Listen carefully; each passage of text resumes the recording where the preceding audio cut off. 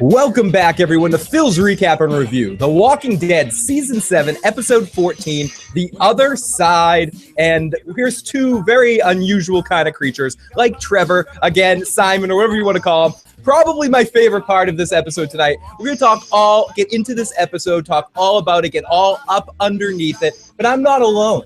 I have with me, as always, some of the best, the wonderful, I might be alone tonight, but I have with me the mother fucking chat. And you know what? Everything's positive tonight. There's going to be no negativity. It's going to be happy gumdrops and bubblegum fairies about this episode of The Walking Dead. But no, I heard a breath. I have with me tonight Joe Dirty Locks. How's it going tonight, Joe? Hey. This episode was awesome, dude. Oh, dude. Such great character depth, such great cinematography. Amazing. The writing was amazing. Unbelievable. And what was incredible about it is there was so much that happened in this episode that totally needed its own episode that couldn't have been compacted into another episode. Oh, right. No. It was awesome. Fucking awesome. But this is where we come to a conflict, Joe, but we'll get into it in a little bit. But the conflict is, I think there were very good scenes in this episode. This was a collection of... Which scene would that be, Phil? The scene where there's a magic tunnel out of nowhere? Maggie said at some point off screen that we might need a quick way out, so I built a tunnel that leads... You know what it takes to build a fucking tunnel, dude? No, Andy Dufresne built the tunnel. Leave the tunnel alone. And I liked a lot of scenes in this episode, but I don't feel like it had much cohesion when it really comes down to it. But let's look in the live motherfucking chat. Oh, Tim's in there. Al, Red Sox fan. Nobody's like, Rosita. I mean, whatever the hell your name is, Sasha, why are you so dirty all the time for the last 3 weeks? Covered head to toe in dirt. Have you been... What did she do with all the dirt she pulled out of that fucking tunnel? Again, we've seen Shawshank Redemption, Joe. We know that can be dropped all over the yard. Prison Break, there's a whole series based around it. People can drop dirt. Yeah, but the thing, dirt, Joe, I can hide the thing about Shawshank, though, is it wasn't like at the end of the movie it was like, haha, magically I built a tunnel. We saw him doing it. And Sam Burbia Picture says, best episode of the season, hands down. One True David, you fuckers, what's up? I didn't watch, but had to come here and drop in. Al Red Sox fans, how the Saviors did not get them into that building. What's up? We got the Walking David in there and the One True David. We got David Squared going on in the chat right now. Who brought Maggie the Rock Hammer, Phil? Who? Was it Morgan Freeman? Who? Not Maggie, Sasha. Who gave Sasha the rock hammer? Champion says, damn right, another filler episode. Is Joe living in Japan? What's going on, Tom says? Are there secret tunnels everywhere, asks Cheryl. Chillin'. Hey, Al, it's The Walking Dead. Oh, shit, Nick Diaz is in there in the house tonight. Fucking lots of love to Nick Diaz. But, okay. So before we go any further, if anyone wants to reach us, the best way right now is to jump live into that motherfucking chat with some of the best people in the world right now talking about this episode and talking about a lot of other fun stuff. You can also call in at 781-990-8509. Well, 8509 and to leave a voice message if you want right now. And at some point we could possibly open the phone lines too, but as of right now, just taking some voicemails at that line. You can also text that line at 781-990-8509. 8509. You can email me at igetissuesman@gmail.com. Make sure you're subscribed. Join us all season. Blah, blah, blah, blah, blah. Okay. Woo! Okay, so let's get into this, Joe, in the sense of I did not like the start of this episode from last week, but I did also like how we got to see a lot of stuff and not shown, but it's decent stuff tonight. Good scenes, no real excitement. I loved everything that Simon was in, the Simon and Greg stuff. Two characters that were nothing to do with like our group of characters. This is what I wanted to say. Everything that had nothing to do with our characters, for the most part, I liked. And I also liked the Maggie and Daryl scene, but we'll talk about that in a second. But the Simon and Greg stole this episode, and what was great about this episode for me was all Simon and Greg, two excellently cast actors kicking ass on screen. I loved their stuff together, especially Simon, especially Trevor. He is owning every second he's on screen. He's the best thing about The Walking Dead right now. Yes, I agree that he's fantastic in the role that they put him in, and he does have an extremely great expressionful face. Yeah. His brand. I was saying to Katie, like right after he said that line, I said, you know, he would have made a much, much better Negan. I mean, neither one of them has the physical size that I thought Negan needed as to what he looks, as how he looks in the books. That leather coat just doesn't make Jeffrey Dean look any bigger. It just makes him look weird. I don't know, but I think Trevor or what did you call him? What's Simon? I think he would have made right. better Negan. I also like everything we got with Jesus, but why are they giving us so little Jesus? He shows up at the beginning for the speech with Maggie, and then at the end with Gregory. I wish we got more scenes littered throughout this season. And this is the crying me a river here. Because I like Jesus mixed with Gregory's scene too at the end, where Jesus is finally like, I don't give a shit about what you think, and I think all of his scenes are good. I think the actor does a really good job with the character. I just don't think they're giving him enough to do. He's almost similar to other actors that they've had in the past, like when Tyrese was on the show, they never knew exactly what to give him to do, so he was always in the background a little bit. The actor that plays Jesus really is bringing Jesus from the page to life better than almost most other people have done, but he's not getting a lot of fanfare or talking about him because they're just not giving him shit to do. But he kicks ass every time they give him shit to do. We have to go in the misadventures of Sasha and God, which I don't think.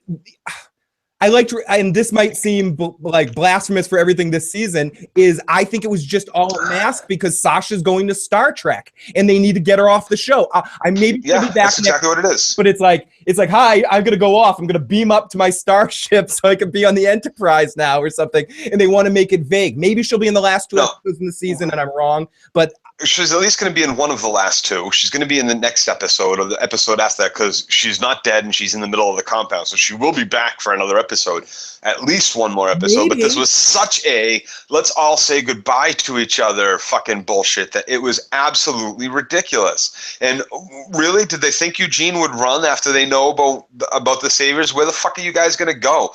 Eugene's not that fucking fleet on his feet, for Christ's sakes. Like they're gonna be out in that compound 30 seconds after you leave and be like, oh, look at Bill. Someone shot him in the head. Hey, where's Eugene? All right. Dr. Eugene. They know that area a lot better than these 3 fucking know this area. Like it just seemed ridiculous. We're gonna go break them out? No, sit there, be fucking patient, wait. Okay, you saw him, you didn't get your shot. Great. It might take 3 days of fucking sitting there, but you sit there, you wait, you stay in cover, and eventually you get your fucking shot. Period. Like, I love you, Sam Burbia Pictures, but if you don't like us talking about this show, with all respect, I am so sorry. You can listen to us talk about other shows. Well, here's the thing. It's other reviews, but this is us honestly talking about. We can't lie. We're not going to pander. I just want to touch this because we got a lot of messages this week. People sending me, if you don't like it, don't talk about it. I enjoy talking about the show. I wish for the best of it. I'm sorry that my opinion isn't the same as yours, and I'm sorry that you want it to be. I appreciate that you liked it, appreciate that I didn't. And if you don't want to hear me talk about it, I appreciate that. Here's the thing. Now, for all those people who want to say that what we say about the show, if we don't like it, if you don't have anything nice to say, basically don't say it at all. It's this stuff that we're saying isn't coming from a place of malice. It's not coming from a place of, we just hate this show. We've spent 6 seasons along with everybody else in our, 7th season now, watching this show, loving this show, being with our characters. And I really feel like as much as they're sticking with the book, they're not giving it enough attention to the small details. They're not doing the job that I know that they can do and they have done in the past. And so it's upsetting to me as a fan, as a super fan. This is number 2 edition. I like Robert Kirkman's work on The Walking Dead so much. I'm a fan of Outcast as well. Like, this isn't something that I hate.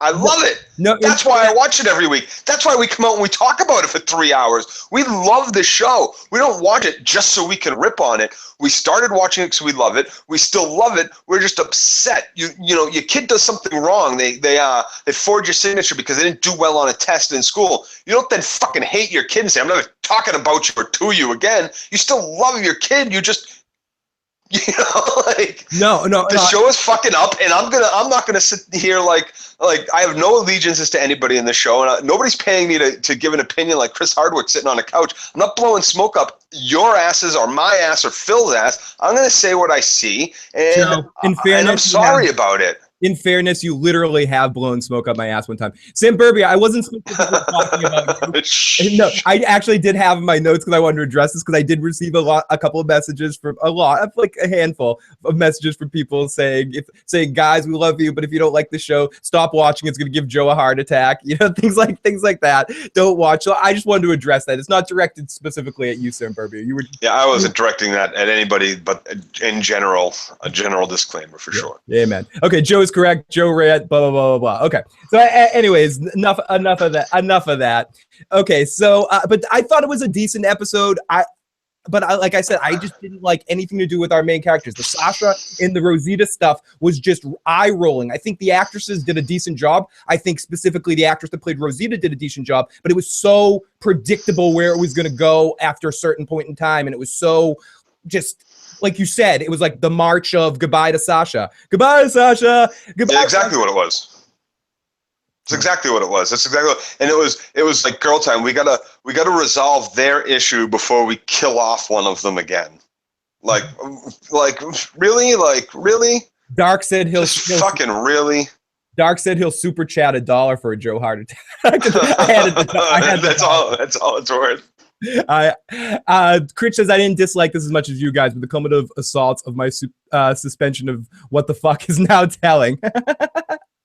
Just that tunnel scene was like quick, let's go, it's time. Oh great, all our bags are packed, even though we weren't planning on going yet, and we have this really handy tunnel that lets out at some point on the other side of the wall. Yeah, and the last just fucking what. And the last thing how did she know when she started digging? Right, here's the thing, like when you start digging a tunnel, like have you ever they're on a hilltop. They're on the hilltop, right? That's not just a mound of fucking dirt. A hilltop is usually a big fucking rock that's got a little dirt on it. Like enough dirt to hold some trees and bushes, but usually a mound or a hill like that is a big fucking rock. And they don't usually go that deep where you can make some sort of big fucking tunnel through a hill. Like that was going to take pickaxes or fucking dynamite probably. Like I don't understand the logic of that. And I guess it's I have to suspend disbelief. I know too much maybe about I don't know. It's just like digging holes. You know too much about it's like the street sign. Like those things. I know too much about how much street signs weigh to have felt that scene with Carol was good at all. You know what I mean? Like Joe says, I'm going to call bullshit. Sasha and Rosita are supposed to be trained in military tactics. What the fuck, pointing a sniper rifle out a window? Okay, that's what I want to get to too. You're telling me that we're supposed to imagine that Negan's crew, this is where I'm going to get a little Joey here, whatever. You tell me Negan's crew is supposed to be, they scouted out everywhere. They have this Walker fence set up, all these type of things, but they didn't scout out, or they're constantly not scouting out the buildings that have perfect sniper range into the house. He's pissing off all these people. He's not scouting out the they don't have, why aren't there their own snipers in those towers? Yeah, wouldn't you? You have everyone's guns. Wouldn't you have someone stationed at every possible location all around? You have the guns, yes. You have the numbers, you're protecting it. Negan, in this world, the Negan we've seen, isn't an idiot. He's able to get one over on Rick by putting him on tilt and then fucking him over in the season finale of last year. You're telling me he's not scouting out the building right across the fence, right in front of the front door? He doesn't have people out there scouting that out daily? That they're right. You have guards patrolling. He would have. Joe, they're sticking it out the window. The rifle's out the window. There you can see. They're like, "Hey, you guys." I mean, maybe it's the way that it's. But in the episode, it didn't seem that far away. No, how could it have seemed that far away? Like they were like, "Oh, look, there's Eugene. Quick, let's go get him." Nick Diaz says, well, the one thing is, Phil is that Negan and his crews aren't very skilled. They rule by fear. Out of all the groups, Negan group is probably the least proficient in skills and douchebaggery and hey, we're good at everything, blah, blah, blah, blah, blah. And I don't remember Sasha being military trained. I remember her. She comes into the show with her brother. She barely knows how to use a gun at that point. She basically learns when she's with the governor how to shoot. Right? Am I wrong? No, I think... yes, she discovers that right around that time. She discovers she's a good shot in that situation. Yeah, that's what happens because she outshoots Tyrese and they're like, oh wow, you're a crack shot. Tyrese can't shoot for shit. Excuse me. Right, that she outshoots Tyrese at some point. Right, like it was just I don't know. And Like, Tim Burbio says I don't know, man. The Saviors should have snipers perched all around that area. Right, they really right. Because early warning is a great like. Oh look, there's a herd coming. You know, if we had someone on that building that could have given us 10 minutes, you know, of like a heads up. There's gunmen coming or zombies coming or just come on, like. And we even have Rick rail against this when they get to Alexandria. How could we not have any fucking guards on the wall or in the church tower and shit like that? But Negan's got outposts all around, miles away, but he doesn't have the perimeter of his fucking camp, of his main base with all the enemies that he's fucking made. Yeah, and wouldn't there also be suspicious of that car fire not too far away? Right, exactly. Right. You know, there's a sudden. Things that like. Okay, Joe. Well, we're gonna get to it. Actually, the Saviors are thugs, and Negan thinks he's a god, so I'm not surprised they're not proficient. Saviors are too confident. That, to my point, maybe the Saviors are too confident, or getting to that point where they feel like they have all the areas in the Alpha Quadrant on their thumb, and that the Dominion has too much control. The Saviors have too much control of this area right now, and there's nothing that any of these powers can do. So why bother even? That none of these guys have any balls. The only reason I question that is because it seems like Negan's tactics is to be overly careful. He's very extra careful about keeping his power with the way that he has his underlings kill people for missing one watermelon or something. So maybe he would scout things up, but I could buy that the Saviors are too confident about a frontal attack because they don't think too many people know where they live. Even though we got the answer of how they're going to get in the front door of the Saviors. Well, that's why we don't have a squadron out front, but we have people in posts around it. Like, that's just common sense. That's not even like I'm overconfident. I become overconfident because I put people in the buildings around my town. I mean, T-minus how many episodes before Rick is torturing Gregory or Maggie's torturing Gregory to get the location or to bring him to get a front, get an exit into Negan's headquarters there. I mean, because now that we know that he has an in through if he shows up to the front gates and there's no shenanigans about, there's going to be some shenanigans about, and he's going to end up at that gate at some point in time, or they're going to follow him and use it as an opportunity to break in and figure out where exactly they're going. They have scouts watching the Hilltop in Alexandria, so it would make sense. I can see Eugene ratting and Sasha end up dying and Rosita lives. The real question is, says Walking David, what does the grumbly gun toy that Eugene took have to do with this all? What, David? What? Jesus knows that. Oh, yeah, Jesus does know how to get there, and we saw the map and stuff, too, so maybe that's not the case. Joe just had to run out of here and vomit to his opinion of the episode tonight. And the producers are pushing women power like Game of Thrones does. Jesus knows how to get there. I can see Eugene Robert Kirkman equals so much logic.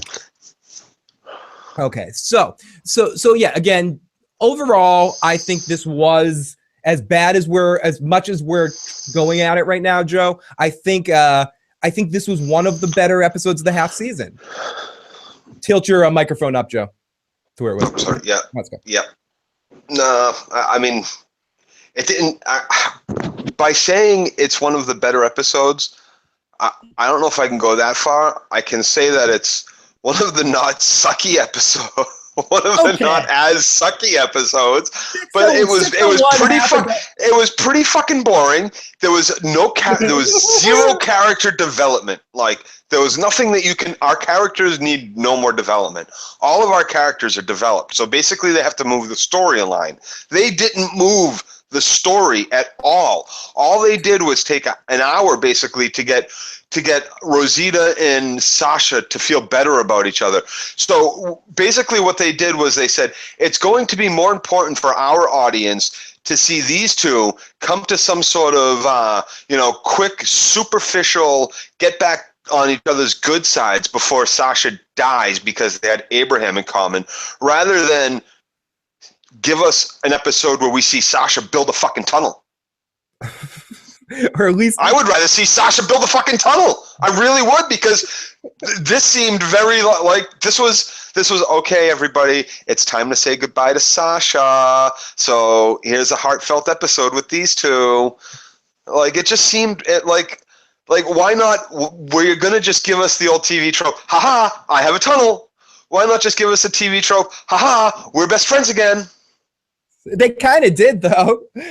Like, oh hey, look, let's learn how to tie knots, and we're best friends now. And let me open up to you and tell you about how I used to be like Siler, or like something like from Heroes. I go meet a guy, have sex with him a bunch of times, and steal his power, and then just leave. Yay, I'm awesome.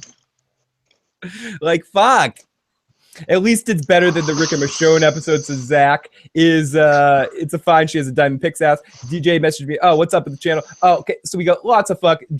Everyone's like, Joe, preach. Joe is on it tonight. Did Maggie even need to make a tunnel? Couldn't she just have a hole on the other side? Couldn't she? Maggie, I don't even know if Maggie knows about the tunnel. We never heard. I don't know. I don't remember Maggie ever saying anything about we need a tunnel. Sasha said. Maggie says we needed a quick way out, so I built a tunnel. Ren Renwood says, yes, Joe, no plot progression whatsoever. And right, exactly. There was no plot progression. Our characters are pretty much built. We don't have anything that you need to give us for character building. We know where our story progression is going, and there was almost no story progression to this. This was just a happy handhold on our walk to the fucking Savior Kingdom. In fairness, Joe, I really like a happy handhold sometimes if it's in the right part of my body, but I'd rather have a happy hand job than a handhold. Hey, that was understood. You know what I'm saying, sicko. But ultimately, couldn't you say that about this whole season? This whole fucking... The last 3 or 4 episodes, yes, but there was movement. I mean, we had 2 introductions of 2 new communities as well. Well, with this season, I think the Kingdom introduced at the beginning of this season. The Waterfront community also introduced this season. And our Junkyard Dogs introduced this season. So we've had some world building this season, but it's been stretched out over the whole season. There hasn't been any development to those other groups, just like one shots, and we know one group really hates the Saviors, and one group doesn't know how to speak. 2 groups don't know how to. Two groups don't know how to speak, Joe.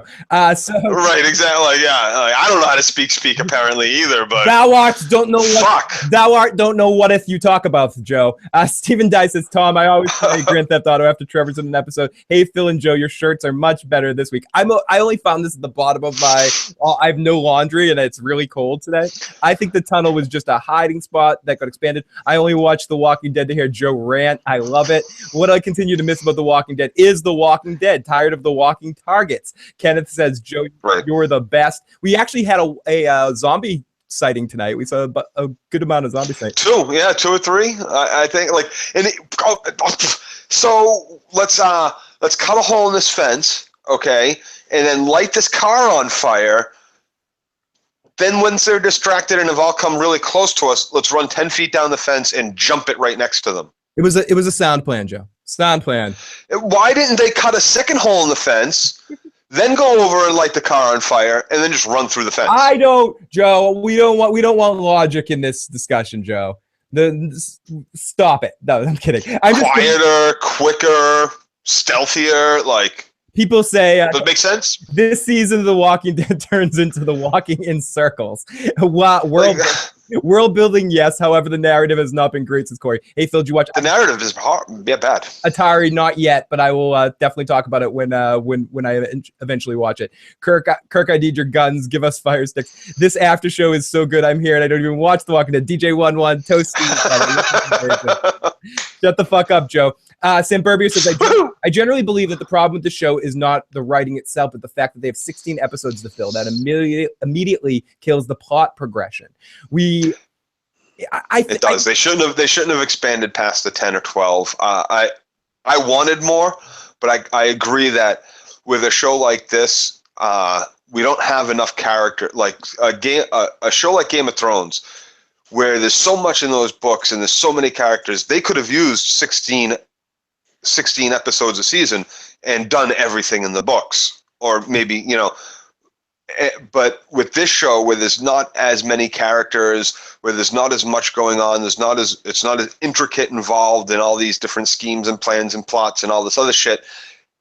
It didn't necessarily need to go up to 16. That was a complete money hog fucking move, and it ruins the flow and pace of the show. And it's basically episodes like this, which are just there to fuel commercials. And I'll add that the majority of this season has been that filling out a plot, which could have been a lot tighter. And if they just made The Walking Dead makes AMC so much money that if the creative unit of The Walking Dead said, we only want this dude this many episodes, they would say whatever you guys want to do. And if they had as long as you keep doing episodes, we'll go back down to 10. Yeah, give us 2 more seasons instead of 1 more season. Whatever, we don't care. Ren says, I'm sitting here wondering what the hell happened to my show this season. We've been literally living in a dump in Bedazzle Walkers. We have the Power Rangers Kingdom, who are melon shorts. And then we have Colonel Sanders at Hilltop and his Georgia crispy rest face. And I really don't understand this guy on the Hilltop, Greg. Why anybody listened to it, that shifty-faced motherfucker? Why anybody at any point in this guy's fucking... Every time we've seen him on scene, he has come off as nothing but a misogynist piece of shit asshole, slimy cocksucker. Like, he reminds me a little of like Lex Luthor a little bit too. He's freaking evil. He's not even smart enough to be Lex Luthor. He's not even like cunning enough, and he's got no charisma whatsoever. He comes off like a fucking dick. And why anybody would be like, oh, let's let this guy sit up on the fucking high castle because he got here first and tell everybody what to fucking do? Fuck that guy. Knife to the back of the head. Yeah, of course those people showed up and tried to fucking kill him. They weren't working on the savior's orders. They were like, when we get back to town, I'm going to kill that motherfucker for sending my brother out to go scout out some shit or something. Like, they weren't working for the saviors. They just wanted to kill that fucking piece of shit. He's got no reason to fucking be around whatsoever. Why Maggie hasn't already fucking beat his ass in front of everybody on the fucking Hilltop is beyond me. It's coming, Joe, especially if you see the preview of next week's episode. The zombies have become frustrating nuances. Nick Diaz says, I think Phil's going to need a couple of super chats tonight so he can booze enough to deal with Joe's anger. Claudio, great to see you, beautiful people. Again, Joe, are you aware who... Oh, fuck. Are you aware who's current president? It's only a matter of time. He's going to be taken out. 71 people watching. Hit that thumbs up. Thank you, DJ. Colonel Sanders has 16 herbs and specialties. We can't know the secret sauce. Dean is not scary as Negan. Love the actor, but not how he's portraying. Negan says Sylvia Love. Correct. So great stuff. Everyone live in the motherfucking chat. You guys are fucking awesome. Thank you to everyone, and thank you, Nick Diaz, for pumping super chat. And I don't have any hard alcohol, but I will down a beer if that comes down to it and do a funky dance and play a weird song. But anyways, everybody, I think it's about time. Let's get into this show. Why wait? Yeah, that big bottle of Russian Standard must have got drank the other night at the bachelor party when Phil was in a house with 30 lonely single women. It got mixed into, I don't know about that, Joe, but it got mixed into a lot of mimosas or just weird sort of other mixed drinks and such. So not mimosas, fucking screwdrivers. So 1, 2, 3, play the fucking song. Where is it? Play that fucking song, you Philip. Yeah, see, I'm supposed to do it out of nowhere. So Joe, it's about that time to break forth the rhythm and the rhyme. I'm gonna get mine. Get yours. How much do you guys think Fear the Walking Dead siphoned off the good stuff from the main show, Joe? Recap! Fear the Walking Dead siphoned the good stuff from the main show? Recap! That means you're saying Fear the Walking Dead has good stuff on it. Recap! Technical difficulty! Everyone, technical difficulties! Please light up your technical difficulties right now. Now is the time in the show I want you to... If you have some technical difficulties, if you have some hippie activities, now's the time. Some sandwiches. Yeah, now's the time. Eat some sandwiches at the moment because my recap tonight is gonna be awful. For whatever reason tonight, I couldn't get into the taking notes flow, especially in certain. The reason why I know why you had trouble taking notes, Phil. I know it makes perfect sense because it was like Rosita and Sasha talk. Rosita and Sasha talk. Oh look. There's someone interesting. Oh, wait, back to Rosita and Sasha talking. More Rosita and Sasha scowling at each other and walking and talking. Joe, and what It was what you guys fucking don't, God. what you guys don't know is Joe and I are doing a screen share right now, and he's actually reading from my notes right now. That was actually him reading from my notes, and I didn't mean to imply that. Chalkboy says, Joe, don't get him wrong. He doesn't mean to imply that fear was any good. He just means maybe some of the energy in the Walking Dead room got separated. They spread themselves perhaps a bit too. Oh, right. Like a couple of the writers were like, okay, we want you, because you guys have worked on this show, we want you two to go and help work on this other show. And that took some of the creative talent and mojo in the room of writers away, and now both shows suffer. Yeah, exactly. That's basically what I think is implied. Do you think there's any credence to that? I think there is, and I think I think the big problem with it is that they have no cohesive, not in front of the cameras, but I think their cohesion in the producer rooms and in the directors' chairs has been lacking. I look at how many different directors they've gone through, the showrunners themselves, who's in charge this season, last season, or season 2. It's changed hands so many times, and they've handed over creativity, direction, and things like that so many times that it's that's what's making the show suffer a little. And that's why I think there's so many people that are like, I hated season 2, I love season 4, I hated season 3, I love season 6, because you may not realize it, but certain directors and producers were working on the shows at different times. So my technical difficulties are filtered through water. Rosita and Sasha had so much in common, like red handlebar mustaches, shagging in the taint, and STDs that they shared. PCI, have a good night. Hey, Joe, they tied their knots together. Exactly. They took away the Joe-mentum. I like that. They braided each other's hair. I think it's just time. A show like this cannot go on for so long without sucking. And that's fair, too, that it is. Not Fear the Walking Except Dead. When you look at like there are shows that run for 12 years or so that never lose their fucking edge, that still 30 years later you can watch episodes of and be like, wow, this show really knew how. MASH, okay. But at the time, but at the time, like that's just right off the top of my head. Okay, but Star Trek. You mean Star Trek: The Next Generation and Deep Space Nine and Voyager and stuff? Yes. Not Voyager, but that they stayed consistent towards the end. But those were 7 seasons apiece, and they had and so this is season 7 of The Walking Dead, and a lot of people think maybe both of those shows kind of went down in the last year. So 7 is a tough number to go past. DS9 I thought got better in the last season and a half. You're more of an Ezri fan than a Jadzia fan, so you're like, oh shit, stop Joe. So let's not necessarily because of how the cast went, but I think the writing was really good in the last few seasons, and I think what they did with the macro story in the Star Trek universe was pretty good. Was damn good, and that's why I think I agree. Showed up better in the end. I agree with you, but that's a story for a different podcast. Podcast, Joe. But I think for the most part, it's tough for a show, especially based around what kind of thing, because it has to progress somehow. And we've been talking about this a lot this season. I think it will help when there's an end date, when they have an end direction where they want the show to go. I think the fact that they don't necessarily know that, it shows after a while because they're just spinning their wheels. Whereas any show, when it has a direction, it usually hits a wall, and then when they know they're going for that stretch run, it can get good again. And that's what I'm hoping for The Walking Dead, that when it starts to go downhill to where the finish is, it can start to pick up steam and feel a sense of momentum to it again, where right now I just don't feel that momentum. I feel like they're in the tide pool walking in circles now, and even when it's good, it's a good stretch. You're swimming in that tide pool. Sometimes it's really hot out, you stretch out, that water feels really good, but it's not like going down a fucking water slide, which the show felt like to me for at least except for some sections of the series.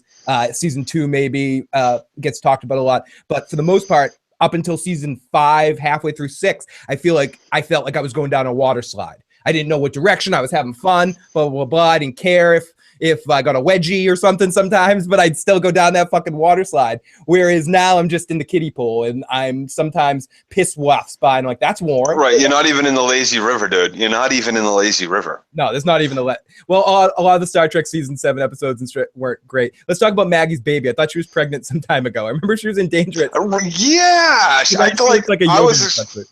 Okay. Right? Jesus. But I said it, so let's get a little into the recap, but we're going to be talking about all this stuff the whole night. So we open up on a foggy image of Maggie walking to the camera to welcome you to a very special episode of The Walking Dead. She literally goes up to the camera like this. Come on in. Come on in. I expect like sparkle music. There were like stars everywhere. It was like, oh, welcome. Oh yeah. The first 13 minutes or so of this show this week was like basically montage. It was basically like, look at us get ready for war montage, sharpen your knives, training, planting. I don't want to know what they were doing right before Rosita got there. I want to know what they've been doing for a while, like doing all this. Building a tunnel. Yeah. How did Maggie actually organize? I don't want to montage Maggie taking over Hilltop. I actually want to see Maggie taking over Hilltop. I want to see her tell Sasha to dig the fucking hole. I want to see her convince Sasha to train these people in her knife monologue. Right, exactly. So while Sasha is training everybody how to fight with knives, in her spare time, she's not only planning the assassination of Negan, she's also digging a fucking tunnel and staying remarkably clean and nice looking. Oh, and Enid's there too. So we open up on this. Oh yeah, and Enid and Cuckoo Cuckoo. Yeah, we don't care about Carl or anybody else. We got Enid. So we basically. Yeah, cuckoo. So basically, we see the town forging weapons, sharpening them. Then we see Sasha and Enid, and we see Tiny Tim and Santa Claus. Oh no, yeah, we see him pouring a trident, also molten trident. But yes, I'm sorry. I just wanted to say, like, that's a surefire way to make a damn brittle fucking piece. Again, I'm just a know-it-nobody, but I do know that when you pour fucking molten metal like that, it's very brittle, and that trident might be good for 1 or 2 pokes in somebody's chest, but ultimately that shit's gonna break. We have some responses from the live chat. Heard the world ended by Kung Fu Ninja Animals. Where'd the dirt go from the tunnel? They have 4 episodes of content spread across. Exactly. Wait, Where the fuck did the dirt go? To be fair, they knew the saviors are looking for them. It's almost common sense to have some exit tragedy. Atari Dad in capital letters, just so to make sure we read it. It wasn't a fucking tunnel. It was a hidden hole in the wall. God damn it! Stop calling it a tunnel. So it was a hole. No, she said she dug a tunnel, not like it's just a hole in the wall. And they went down. She propped it open, and they both went down a ladder. They didn't just go through the hole in the wall. I must admit, I'm looking down, taking notes. I have to take a mulligan to watch the rewatch, Joe. But they climbed down a ladder. They climbed down a ladder at the wall. It wasn't just a hole in the wall. It was they got into a box and climbed down a ladder. Like, she didn't just get in the box and move to the other side and then go through go through a hole in the wall. The person who said the hole in the wall question, Atari Dad, says, "Wait a second, there was a ladder?" Question mark. I was saying what I said. Mary says they put the tunnel dirt in their pockets and they dropped it in the prison yard. Yeah, exactly. Exactly, Joe. Joe, they took the elevator down the shaft. Sasha's a master electrician. It's fucking Hogan's Heroes over there. Fucking, Sergeant LeBeau built them a nice little tunnel while they... Yeah. all I know, Joe, is I'm lucky that there's no super. I might pass out tonight from fucking the alcohol. It's crazy. It wasn't a fucking tunnel from all this shit. I'm gonna go crazy. They have 4 episodes. To be fair, the saviors are coming. The fields are like on the Great Escape. Let's be honest. Knife trading if you're a ninja is pretty simple. Are there any zombies as badass as Robert Strong or the Mountain Rule Them All? Mountain would fucking wipe out this whole planet of zombies, especially these ones. Yeah, it's just like the Great Escape, says Al, Red Sox fan. So don't know how they keep it hidden. Okay, so then we get to see an ultrasound with Maggie's baby to prove to you, everybody, she's still pregnant. And there's happy music, happy things. Everyone's happy. Sasha's drawing her plans of attack, and Maggie's taking notes, or I didn't know what the hell was going on. Enid survives Enid is really happy, and she serves a big plate of food. And they both sit and talk and suck and eat some carrots and talk about days long past. But Sasha's not happy, and then we see Sasha with a knife. Then we see everyone training with a knife, while Maggie watches Jesus do something, and Sasha moans. Finally, Jesus says finally to some words, and Jesus comes in the room, and Jesus hands Sasha the map to Negan's sanctuary while Enid watches, and Maggie is like, everything's gonna be all right, and Sasha starts to make her plan. Then we see Daryl outside, afraid of Maggie, playing with a stick. Now, the stick, what people don't know, here's a Walking Dead fun fact. The stick was the Dixon family Rubik's Cube. No one in the Dixon family can figure out the mystery of the stick. And he's like looking at it, and Maggie comes over and puts her arm on Daryl lovingly, but then goes, he kind of smells, so I don't really want to touch him. And he just can't figure out the stick, so eventually just throws it away, and she goes inside. So this is all kind of montage put together, like Joe said. This isn't any scenes or anything really happening. It's just yada yada. Here we go. Then we go up. Yeah, it's all montage. It's quiet. There's almost zero dialogue, and it's just a bunch of cutscenes of life at the Hilltop, or a day in the life of the Hilltop, because it's not even more than just 10 minutes, but like we see like a bunch of different goings on. It's to build the mood of everything's calm and everything's going as normal and everybody's just going about their day, and then ding-a-ling-a-ling-a-ling, ding-a-ling-a-ling-a-ling, danger's approaching. Freak out. You forgot, Joe. Before that, we get Gregory watching everyone do this, and this really cheesy banjo music comes in, almost like Dukes of Hazzard, like, them boys out there, that Maggie's on my farm out there. Man. Yeah, he's watching Rosita. He watches Rosita, he turns to the window. He looks at his empty bottle, then he looks at his half bottle of vodka or gin, and then he sees Rosita strolling in, and he kind of creepy stares at her. Yeah, the red through the window. As Walking David says, the red coats are coming. Them red coats are coming. Critch says the montage didn't bother me. It introduces us to characters that have been in the memory hole. I see what you're saying, Critch, but I guess I don't think that some of these characters had to be in the memory hole. We could have actually done more stuff with them intertwined in this season, but then maybe I would have complained about it that I don't give a fuck with these people. So yeah, like CG's is out guy. I don't know his name. I've seen him on the wall, and when he dies, I'm not going to give a shit. I don't need him in my memory bank. He's fodder. He's a fucking red shirt, just like all the zombies are red shirts. There's no zombie where I wish I got to know that zombie before he died. These people are the same as the zombies, for Christ's sakes. They have no lines. They're there just to die when the shit goes down, and they will, and maybe they won't, and who gives a fuck? Because they haven't even told us the dude's name until he shuts the door behind Jesus. For what? Really, Gregory? I just brought you one of our last bottles of tequila. You're going to drink it all yourself and then tell me to kick fucking Jesus out, who's done more for this community than you have at all, ever? He's done more today than you have since you got here? We need Mari the zombie. We got, great to have you back in the live chat, Portuguese. You're fucking more than real. The chat missed you, my friend. So yeah, Gregory, and he's looking out at those damn boys in that damn car and those damn kids as he sips his drink and looking at the youngsters causing a stir outside. He's losing his town, and he knows it. Everybody knows it, and he feels it. He gets more booze as the song continues.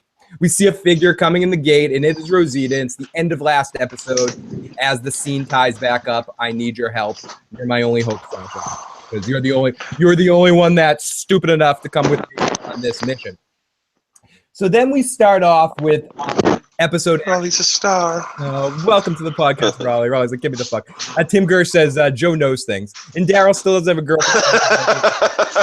I know a little bit of a lot of shit, but only a little bit. I wish I knew a lot about one thing, but I know one thing about a lot. It's not good. Yeah. Not a good combination. Another people that aren't a good combination are Maggie and Jesus, who have a talk about... they're a great combination, dude. I like them together. I'm kidding. And they have a very cool conversation where we get basically, everybody, welcome to the Jesus Exposition Show.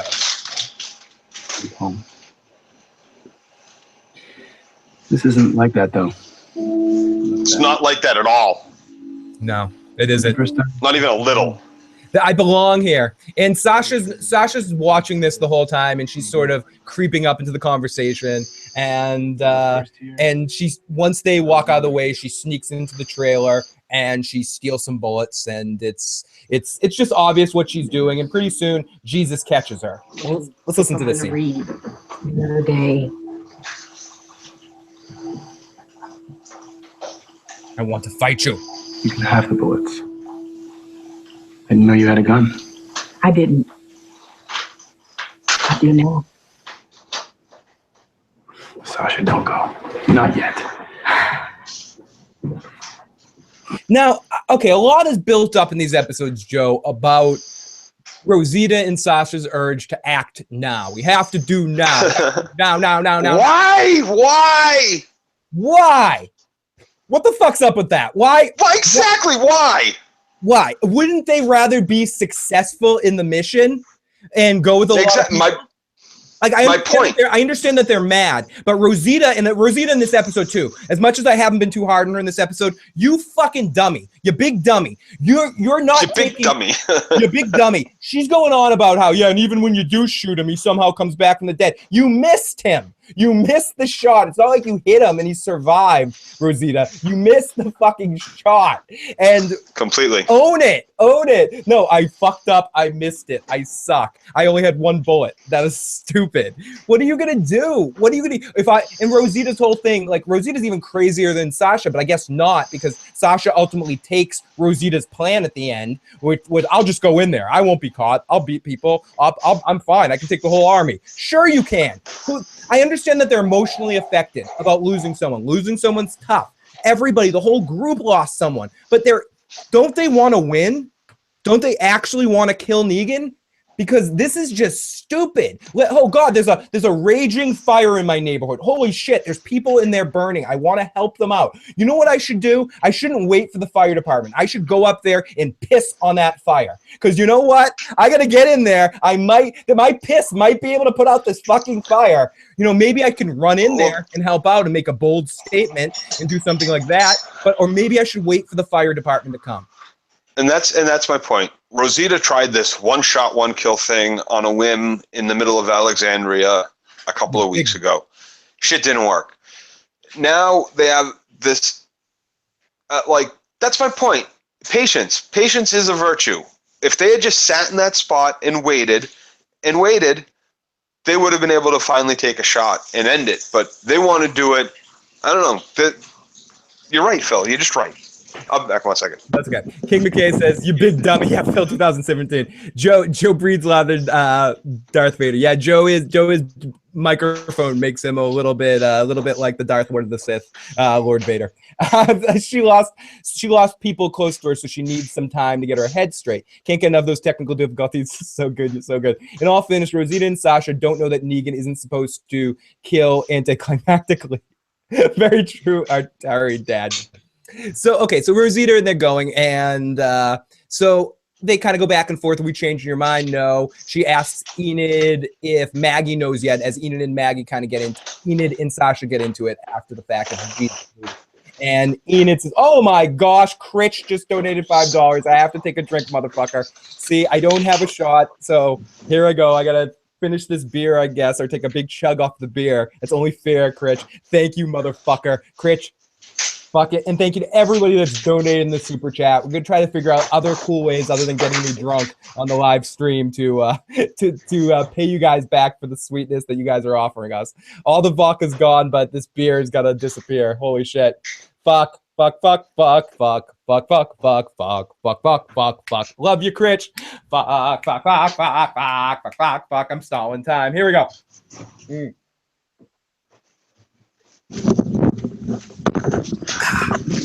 Done. Critch. Fuck, dude. And someone's like, no, drunk works. Okay, maybe it works. But when I pass out on the podcast, I guess that'd probably be our top rated podcast of all time. Make sure to point the microphone up when you're set, Joe.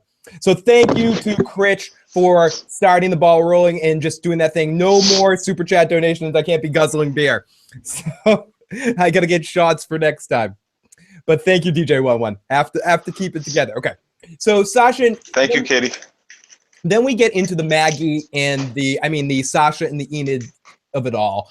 And Enid says, taking it like a champ. Thank you, Joe Madden. And Enid says, okay, I'm not gonna. I didn't rat on you yet, but I really think you should tell Maggie. Enid actually acts as the voice of reason in this situation, and all the shit I gave at the beginning, I do have to say, for the most part, I liked Enid. I liked Enid in this episode. Having seen the actress at the Walker Stalker Con talk on stage as herself, she kind of played herself in this episode at that point, like when she was talking to the savior. I liked her performance of I'm a Creep. Yeah, I thought it was really good. I really enjoyed her. I don't care really about that. I don't care about any of that. Yeah, she was fine and dandy. I just mean her personality when she was on stage between songs was the Enid that we saw in the scene with the savior. Oh my God, whoopsie! Oh gosh, like that sort of like that's her. Yeah. That's her natural personality. So it shows that. I mean, she's a decent actress, and I think she was good. This was one of the better Enid episodes for me. I personally liked when she told off Sasha here in this scene, and or not told her off, where she's like, okay, you told me to worry about myself and JSS all over the place, so you got 5 minutes, and I got to tell Maggie. But did she ever actually tell Maggie? Because at the end of the episode, Daryl finds out, or maybe because Maggie told Daryl that what happened with. No, because he would have told her where they went and what happened. It's true. Enid is starting to look like Rosita a little bit, says The Walking David. Enid is such a hottie, says Tom himself. My favorite scene was with Enid tried to seduce the savior dude, and he shut her down. That was awesome. Phil, I told you to put squirrels in your pants for super chat, Tim. No, well, she really didn't really try to seduce him. She tried to distract him instead of trying to seduce him with the distraction. Like, she could have done a different kind of distraction technique. It might have worked a little bit better, but that might have been seen through as well. So yes. Tim, I don't have a squirrel, but next super chat donation, I'll shove Donald Duck down my pants if that matters, Tim. So, anyways, so Enid is starting, and there's no more teen boys to shoot eyes out. Enid is fucking pointless, though, says Walking David. Rosita's the real hottie, says Tim Gersh. So, okay, so here we go. So Sasha and Enid, so she basically says, listen, do what you got to do, but I think you should tell Maggie, and if you don't tell Maggie in 5 minutes, I'm going to fucking tell Maggie. So Jesus says, you can stay, Rosita. You can stay, Rosita can stay, but I won't push you because I know you're not actually going to listen to me. And he says some sort of Jesus sort of speech. You know, we're only one in a group of many, and we need to be.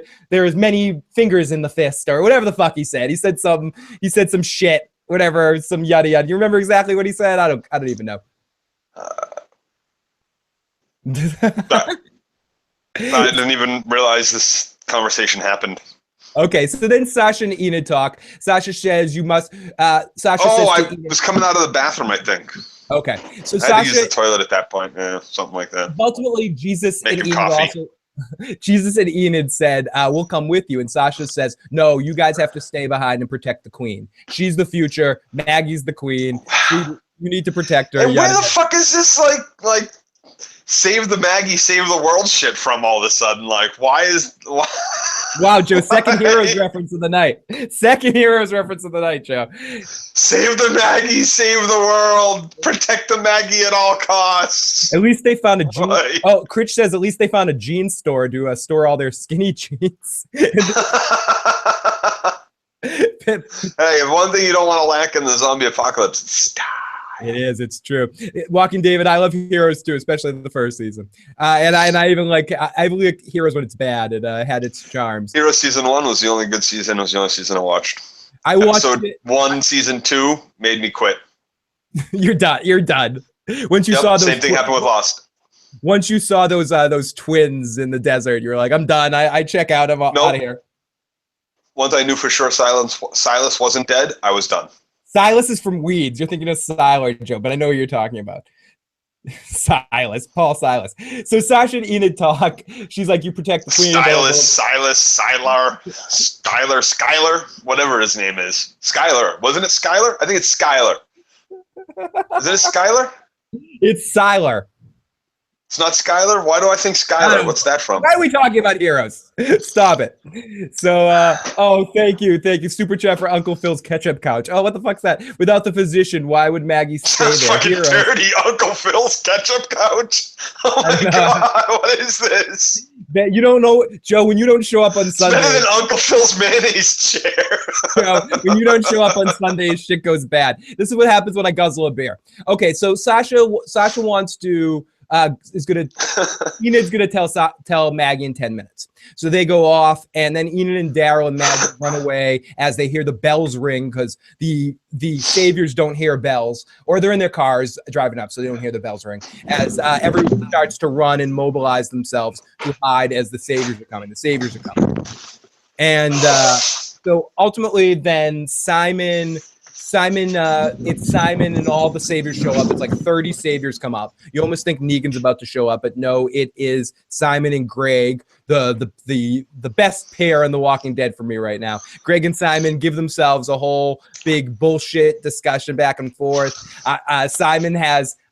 Trevor has so many amazing lines in this part of the episode. Like, I almost want to play. This is the highlight. The scenes with Simon are the best scenes in this episode for sure. Yeah, listen to this guy.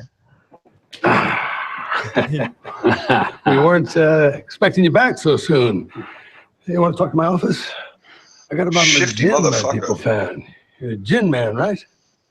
I'm a man of shifting sensibilities. Pace and transition. I'm into. I'm a man of shifting tastes and specifics. Yes, every line that comes out of this guy's mouth is gold, and every scene that he's in, fucking A, he's incredible. Like, I cannot get enough of him. I could watch a whole Simon episode. Please, if you're doing this to us, Walking Dead, and you're giving us these kind of episodes, can you please give me a Simon episode? Because I want it. We all want it. This guy is awesome. Give us a Simon focus. Have him go out with some saviors and torture some small group we find or something. Like, that's some gold right there. You got some gold. I really enjoyed these scenes with Simon for sure. Yeah, and it's why do we focus all on Dwight and everything when we have Simon? Give Simon more time. Añejo, reposado, sipping, mixing, un mundo de sabor. So let me ask you a question too. Oh. So they show up with 30 guys, and they're like, "We're taking your doctor." So apparently they thought, this might be a fight. They might not give up the doctor so easily because that's why we're going to bring 30 guys. I think maybe just in case Greg, because I think Simon knows Gregory has a mouth and that he might try to do something in this situation. So he just wants to make sure that he doesn't try to do anything. Okay, but here's the thing. If you showed up with 3 or 4 guys and we find out that apparently the doctor is the brother of the doctor that Negan threw in the fucking fire. I think a twin brother. So they're brothers, right? Yeah. Well, why not just show up and be like, "Quick, doctor, you got to come. Your brother's been shot. He needs help." Because, Joe, if in fairness, who's going to argue with that? And nobody, but I think these are the type of people. This is one example where I think these are the type of people that, I'll quote Negan, that I just fucked you in your mouth and you said it was okay. I think they all get off on the power trip of doing these things to people and the power of you knowing what they're doing and just allowing themselves to do it. I think that's a mission. There is a big part of that. Yeah, I mean, that's obviously what it was, but it just seems so much easier to do it the other way. Yeah. Oh, of course. But in this, like, your brother's gonna die unless you come. That's all. We don't have to threaten you. We don't have to play the bad guy in this situation. We're gonna save your brother's life. Come on. Everybody at the Hilltop thinks you rushed out to help save this guy's life and bring back the doctor to help save that guy's life. No, I agree with you. I agree with you, Joe. But I just don't think they want to compromise at all. They want to make sure that everyone else is the bitch, and when we need something, we take everything. And we need a doctor more than any of you guys, and that's what the big fun. Then why leave the Tylenol? It's a fuck you.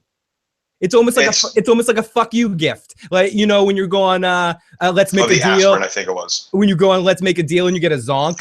It was almost like, door number 1, you get the doctor. Door number 2, you get it was all. I guess you're right. It was all for, we just want to put we just want to put our dick in your mouth and make you like it. And you know what? We're gonna, Joe, you're a really nice guy. You know what? I'm gonna do something really nice for you here. I know you're really hungry. And that's the thing. Brutality is one thing, and being mean is another thing. But like this level of type of shit, Like, we're going to steal your doctor under threat of force and violence and then leave you with a big case of fucking aspirin as a fuck you. So it's basically a fuck you capped with a fuck you. As we leave, we give you the middle finger. Go fuck yourselves. And then that's the kind of shit that makes it so much more ridiculous for me to think that anybody would allow. If, you know, Sasha and Rosita are the only two people that have lost somebody at this guy's hands that are going to go take this kind of action now, like, it doesn't make any sense to me that this guy is alive, that people are like, oh, this is right. Doesn't it seem like when Sasha and Rosita showed up in that warehouse across the hall that there'd be like 10 other people there with guns already waiting? Oh yeah, take your turn for your shot. Every time we shoot, it just ends up in the bat. I don't know why that keeps happening. That wire must be magnetic. Yeah, it's magnetic for bullets or something. It's supernatural. We finally figured it out. Using bat protects them with a force field that deflects bullets. We're doing little kid logic. Oh, you're gonna shoot me? I have a force field around me. I got a magic bat. God. Jesus, too much fun here, you guys. Have fun and talking about the TV. It's awesome to have all of you guys in the live motherfucking chat. And thank you, Claudio. Thank you to everyone in the chat that's fucking having so much fun discussing this episode and having fun with it. Because good or bad, we're going to have fun talking about The Walking Dead, and appreciate all you guys joining us. And if you haven't already and you're enjoying this, please hit that like button. And please subscribe for more fun, as we got 2 more weeks of The Walking Dead. And Joe's with us. Surprised he did not have to work at the last minute. Do you have next Sunday off too, Joe? I'm actually really, I know I don't seem like it. I'm having a good time. Oh, I've been sick all day. I've been stay the fuck away from me. Don't get me sick on the stream, Joe. I've got 2 hours of sleep today after work. I've been in the bathroom like 6 times since last night when I woke up. Yeah.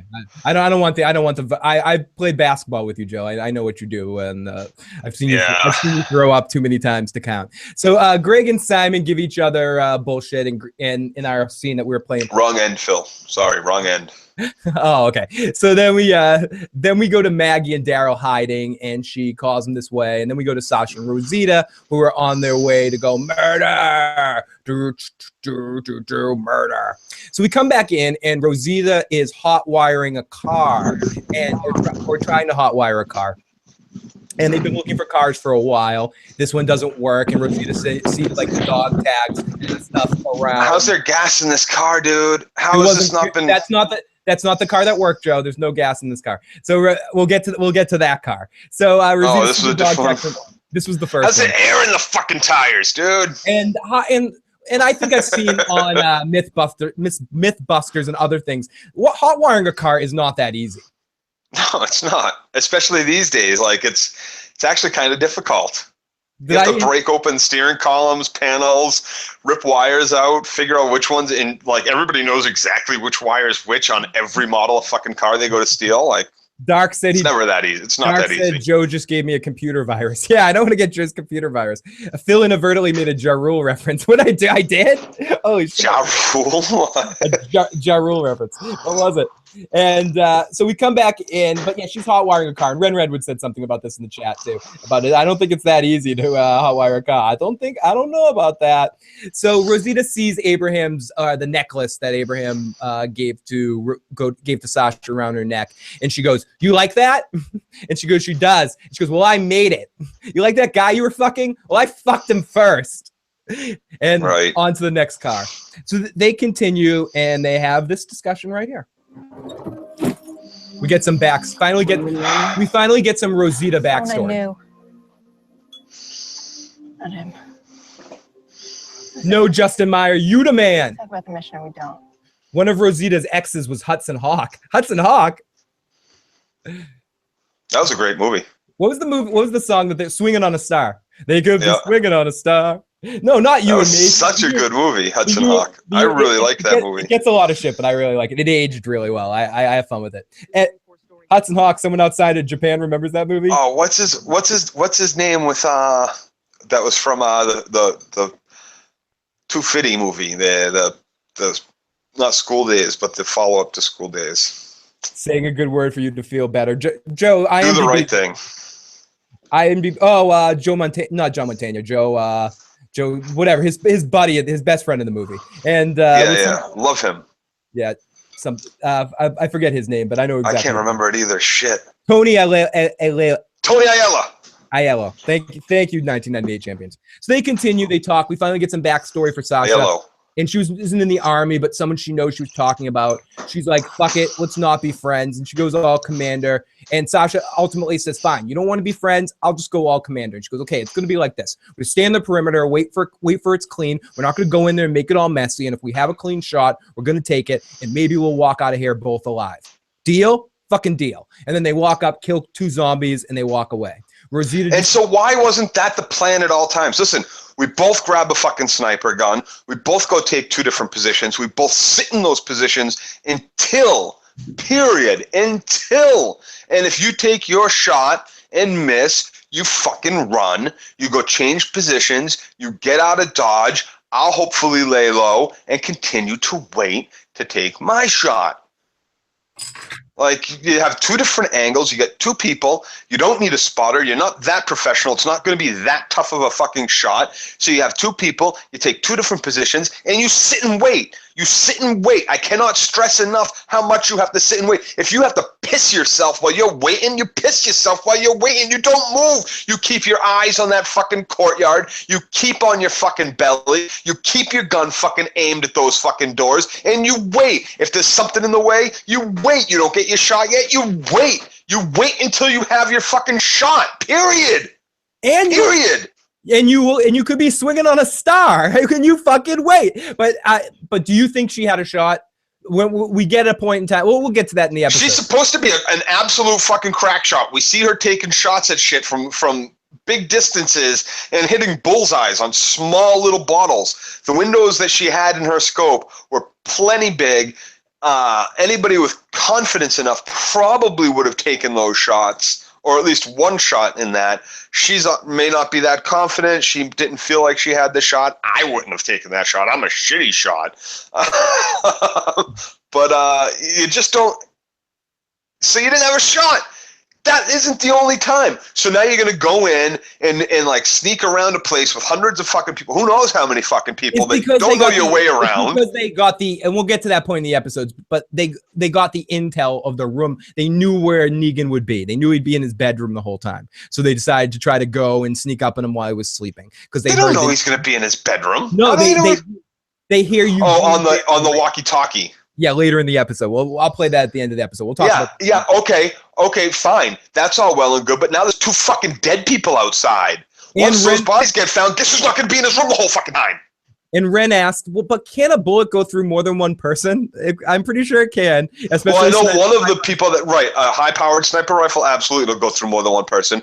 And one of the people, though, for some of those block shots was the back of Eugene's head. So right, fair enough. And he's one of their family, as they think. So they probably wouldn't want to hit Eugene. And also, Sasha's probably thinking that the doctor that is helping Maggie's seemingly non-existent injuries, pregnancy problem out is she doesn't want to hit him either because Maggie's going to die without him, apparently, or that's what they were saying before.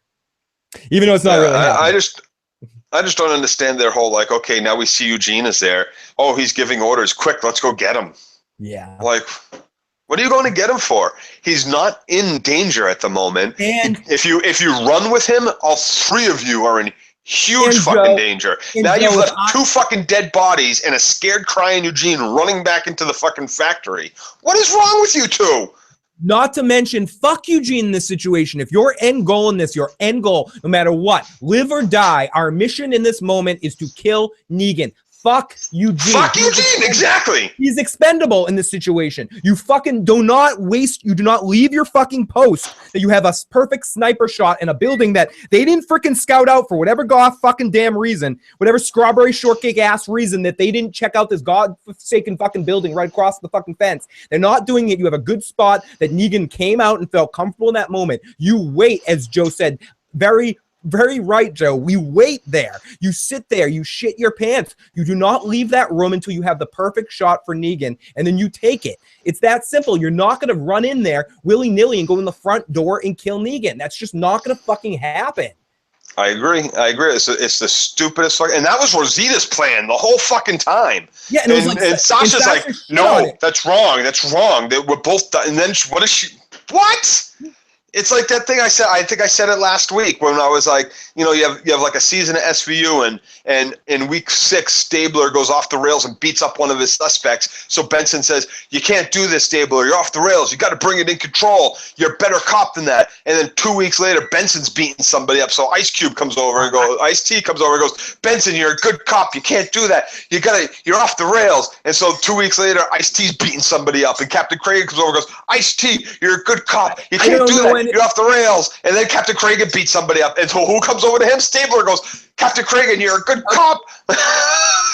Joe, I get what you're saying, but it's like, and there's 6 episodes.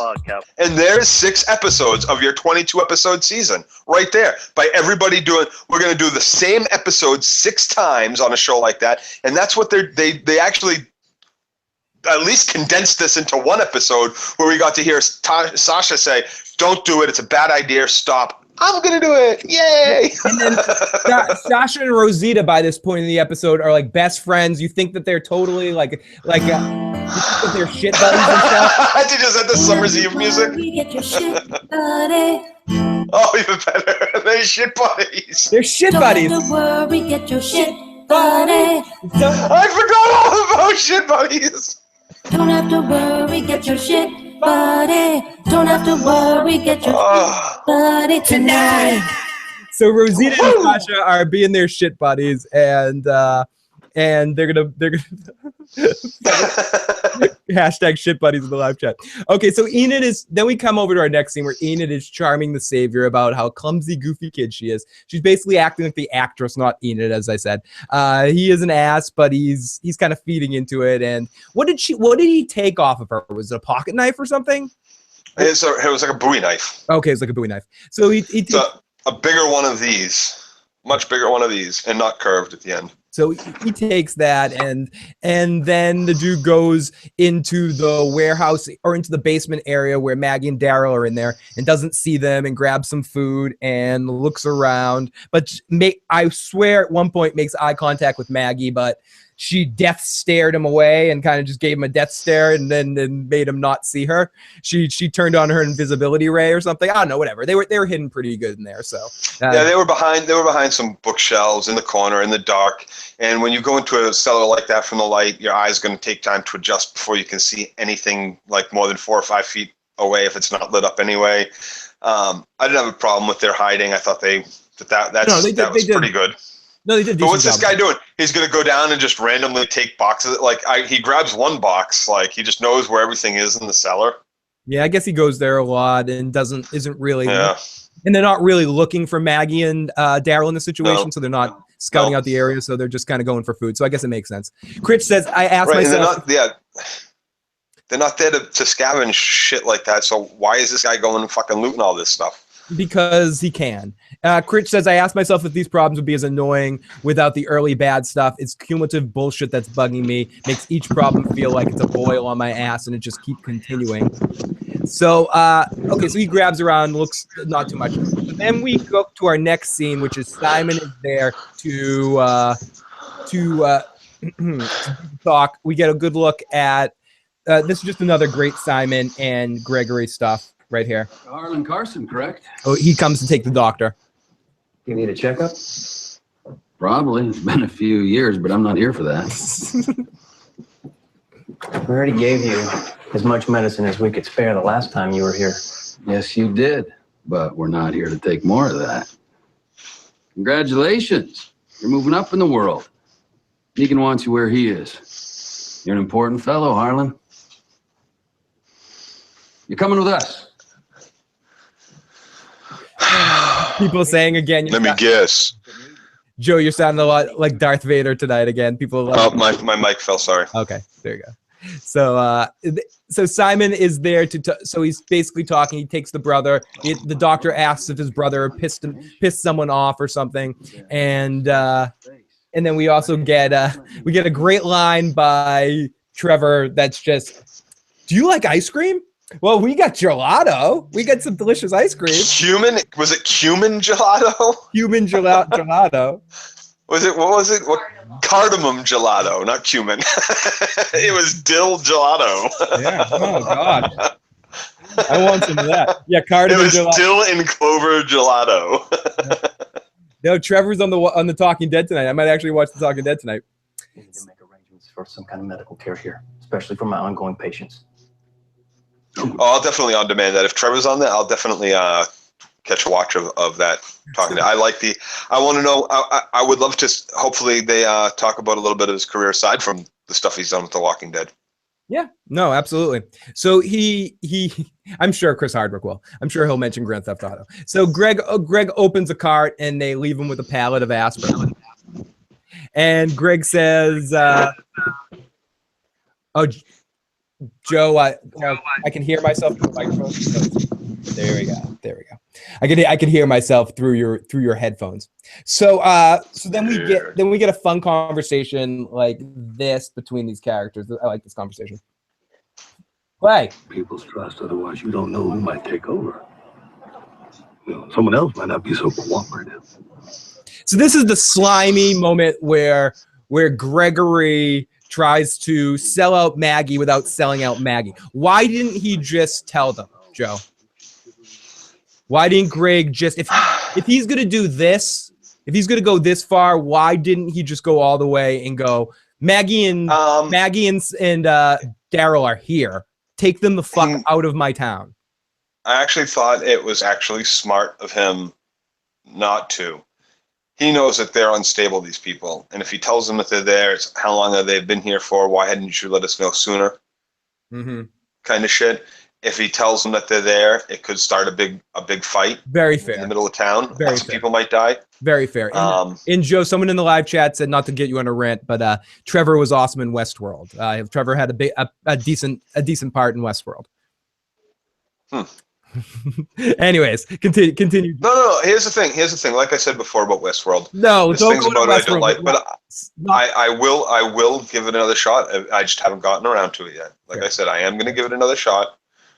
Fair enough. Okay. Just haven't got to it yet. So we have a fun conversation about all of this.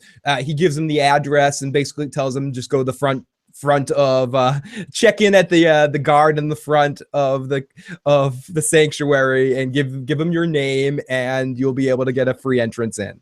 And we'll drink some tequila, have a good time.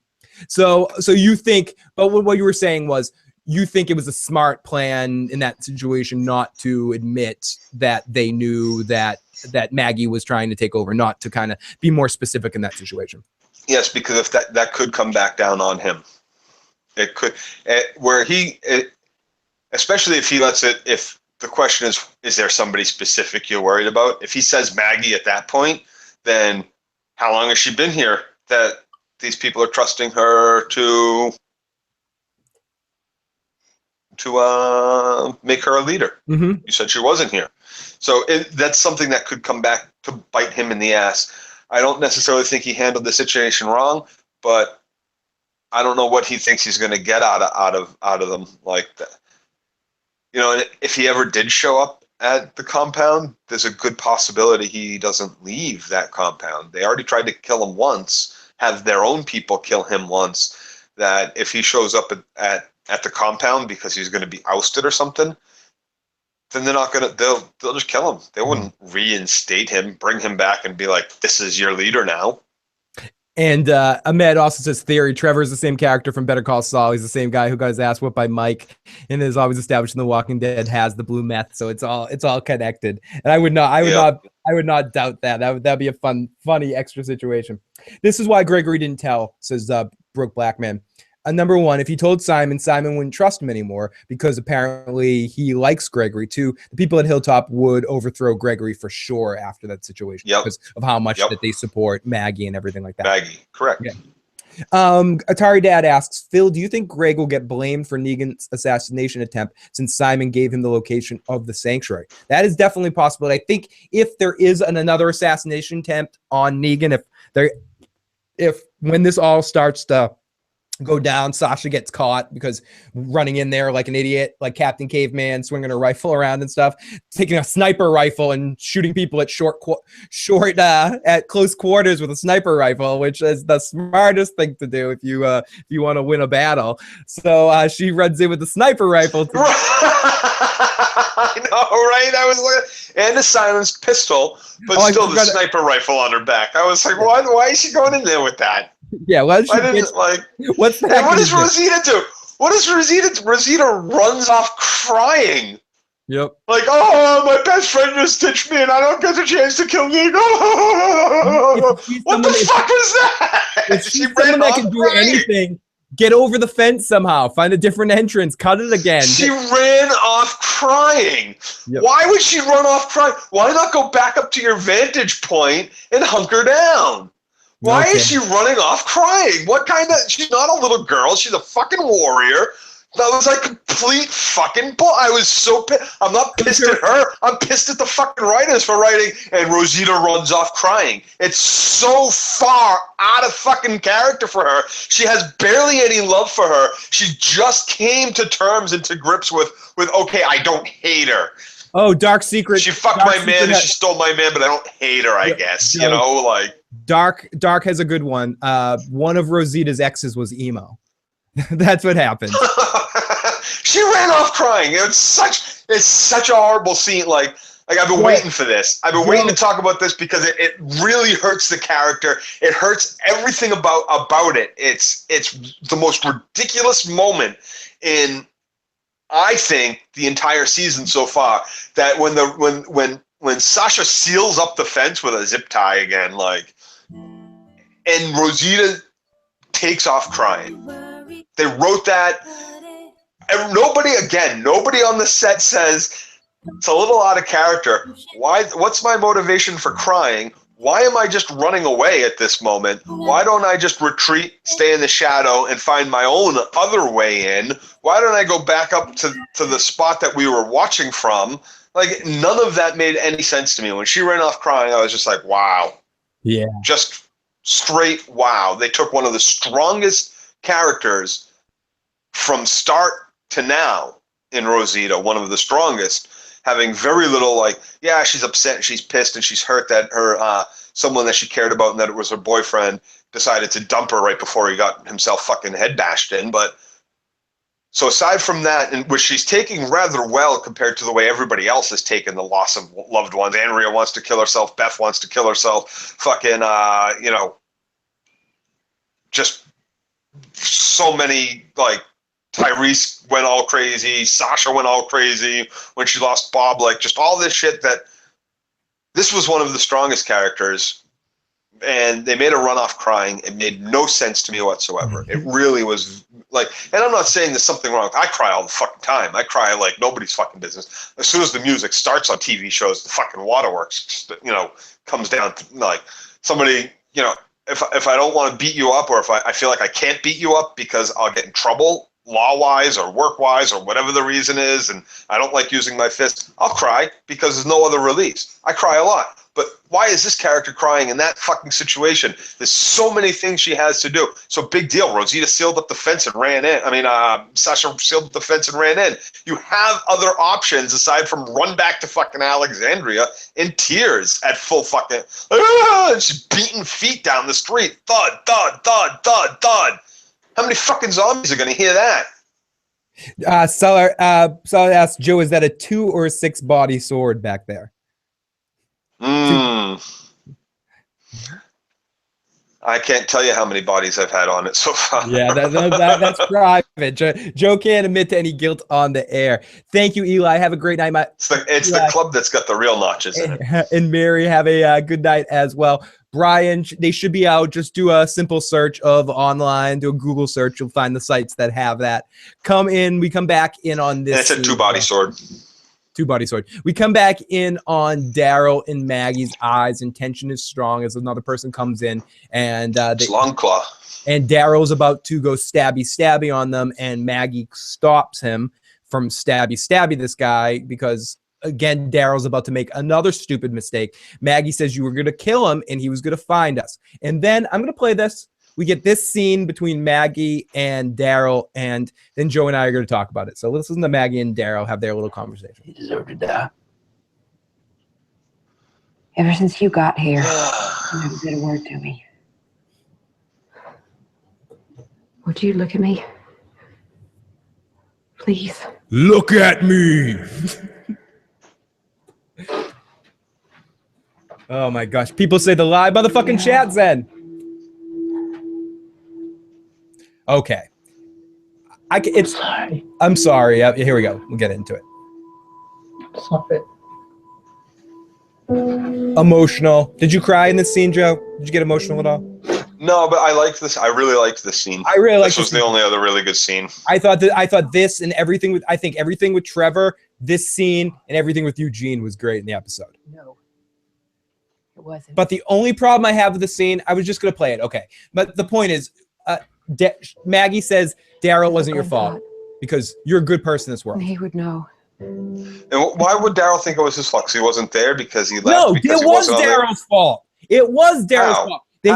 Negan had already beaten the shit out of Abraham. Done. Oh, right. And he's only gonna beat the shit out of one guy. Jumped up. One guy, and Daryl fucking stood up like he's gonna fucking fight off the whole army of fucking saviors himself, and he got Glenn killed. It is Daryl's fault. You know why you're upset, Daryl? Yeah, Negan's an asshole. He's the one that deserves to die. You don't deserve to die, Daryl. You didn't murder Glenn. You weren't the one that murdered him. But it is your fault. But it is your fault. But it is your fault. Sorry, Daryl. It is your fault. You bear a little culpability. Yeah. If you just, calmed yourself, centered your chi. Just like killing one savior in this situation when there's a bunch of other ones outside wondering where their other guy was.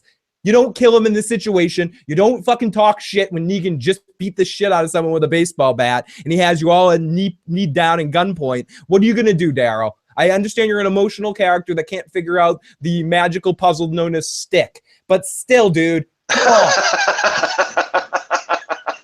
Daryl should have spent another month on Easy Street.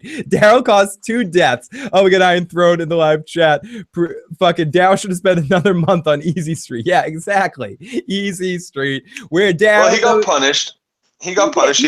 He got some solitary because of it. I think Maggie's playing it right. I appreciate the way Maggie's handles. I thought this was a great scene. It had a lot of weight to it. It made sense that Maggie's dealing with this in the way that she's dealing with it. But if I was Daryl, you never can forget that this was your fault. It was your fault. You're right. Maggie has to say that because if she really said the truth, you'd be fucking dead to her. She'd kill you as well as Negan. Yeah, the venom that would come out of her mouth, Daryl would go off himself. Right, exactly. Well, ultimately, she's doing what she needs to do because Daryl's her friend and she loves Daryl. She believes everything she says. This is why this is such a great scene. But ultimately, it is Daryl's responsibility. He fucked up. He caused Glenn to die in the show. Negan was not going to kill a second person. He just wasn't. And Daryl made that happen. He might have anyway, just because of everything they had to go through. And Rick wasn't. He even had to drag Rick off after he killed 2 people. Yep. You know what I mean? So there was still doubt in the group as to whether or not there would have been a third person beaten to death. So I don't necessarily think Negan was going to stop at one person to begin with. So there is a good possibility that it wasn't necessarily, Daryl's fault. Yeah, maybe. And there's good reason to think that Daryl thought by jumping up and doing that, it would have been him that got struck down. Fair. I mean, I think that's what he thought in that moment too. He thought if anyone was going to be punished for his actions, it was himself. But he underestimated, and that's why I'm saying that Daryl didn't murder him, but Daryl caused the situation to happen. He certainly didn't help anything, and he certainly didn't try to diffuse or de-escalate an already tense situation. He needs to go after and go take a CPI model, a CPI course, and learn how to learn about de-escalation techniques and things like such. Don't bring work into it. Chris says, actually, it was Maggie's fault. She should have just passed the gas, or is it the fool that let their doctor go on a bullet hunt? It was a causation chain, a causation loop. Excuse me. So our next scene... It's a Star Trek episode again. I was right back there. Everything in this podcast comes back to Star Trek too. Off to Richard facing his people. all looking at them as the saviors leave with the doctor, and everyone just looks pissed, and everyone just looks at Greg like, you just fucked us, Greg. This is the last straw. You're nothing to us. You're dead to us, Yep. Greg. So then Greg's a boob. Yeah, Greg's a boob. We kind of already talked a lot about the situation, so I'll yada yada through this a little bit. We go off to the Walker situation with Sasha and Rosita. Sasha is like, it's crazy. This is a crazy situation, and they come up with this whole big plan that's just this genius plan about cutting through the fence to light a fire in one car to go check another car to see if it has gas, just on a whim. Yeah, not just has Am gas. I right, Joe? You tell me if I'm wrong here. Is that what the plan was? You started fire in one spot to attract the walkers to go in that spot, even though walkers aren't in danger anymore. You could probably just kill them all. But anyways, Right, and then to go check a car that might not even have gas. It might not even have a fucking engine under the hood. Right. So to maybe check the car. So then they run and maybe check the car. This one happens to actually have gas. And fortunately, earlier in the episode, we find out that Sasha already siphoned some gas, so they're already ready for it. They get in, and they go out. And I remember, unfortunately, one thing I do appreciate is, in past seasons, they show them people driving through zombies, and it gets a little messy and stuff, and the cars only go so far. I thought they did a good job in this episode with the car driving away, that they showed them not hitting too many walkers. So it was actually it actually just worked out for them in the long run. I know it's as ridiculous as that sounds. Like, they didn't make us believe that they could just drive through anything. There was actually tricky driving that kind of got them out the door. And so it was kind of a fun stunt. But still, I don't understand why you didn't cut a second hole in the fence before you lit that fucking fire. Robert says, and before you cracked the window to throw the fire into before you started making all that noise, get your route planned, get that ready. Now go get your distraction done, get the distraction going, and then go take your route. Not like, okay, now quick, jump over the fucking fence instead of just being able to walk through it. Like, quick, make a bunch of noise jumping over this fence, the two of us with our two big bags, and or why not just find some sticks and stab the zombies through the fence? Through the fence, like they should have been doing at the prison. You saw them clearing the fence. Always. They're all in the fence. If you just make some noise, they're all going to charge the fence, and you can just stab them. It's going to take a little longer, but you're not necessarily on a time clock here. You're and you're not going to put yourself in danger by almost getting. But as Critch said, these are snipers that aren't willing to piss themselves. Ultimately, snipers should be willing to sit there and take the shots with pistols. They gave up after a day once they heard one minor piece of maybe. Not even. It didn't even seem like a day. Yeah, maybe if they had some street signs. I know, right? Using like javelins, apparently. Critch, have a good night, my friend. So they smile as they look at each other. Walkers be damned. They get out of there. So Daryl feels he got Glenn killed. Actually, it was kind of your fault, Corey Mitchell. Yep, Negan did it. Corey Mitchell said, I'm not saying Negan didn't pull the trigger, but if Daryl loaded the gun. Corey Mitchell says, I know there's a joke there about women bad drivers here, but I'm not going anywhere near that. Ren Renwood says, they make it look so easy to hotwire a car. Exactly, Ren. So we come back and we see Sasha and Rosita spying on the area out the window, and they see the I Spy Eugene there, who seems to be in control, barking some orders behind the fence, not wearing a letter, and we just see him in control. They talk about how there's no Negan, but they do see Eugene out there ordering people around. They kind of just go, what the fuck? Rosita asks, or Sasha asks Rosita to teach her how to tie special knots. And Rosita acts all smug and goes, oh my gosh. Robert says $2 for no more spoilers. I don't know if I can do that, Robert. What I can do is shove Donald Duck down my pants. Not that matters. Shove Donald Duck down my pants and finish my drink. I can't promise the no more spoilers.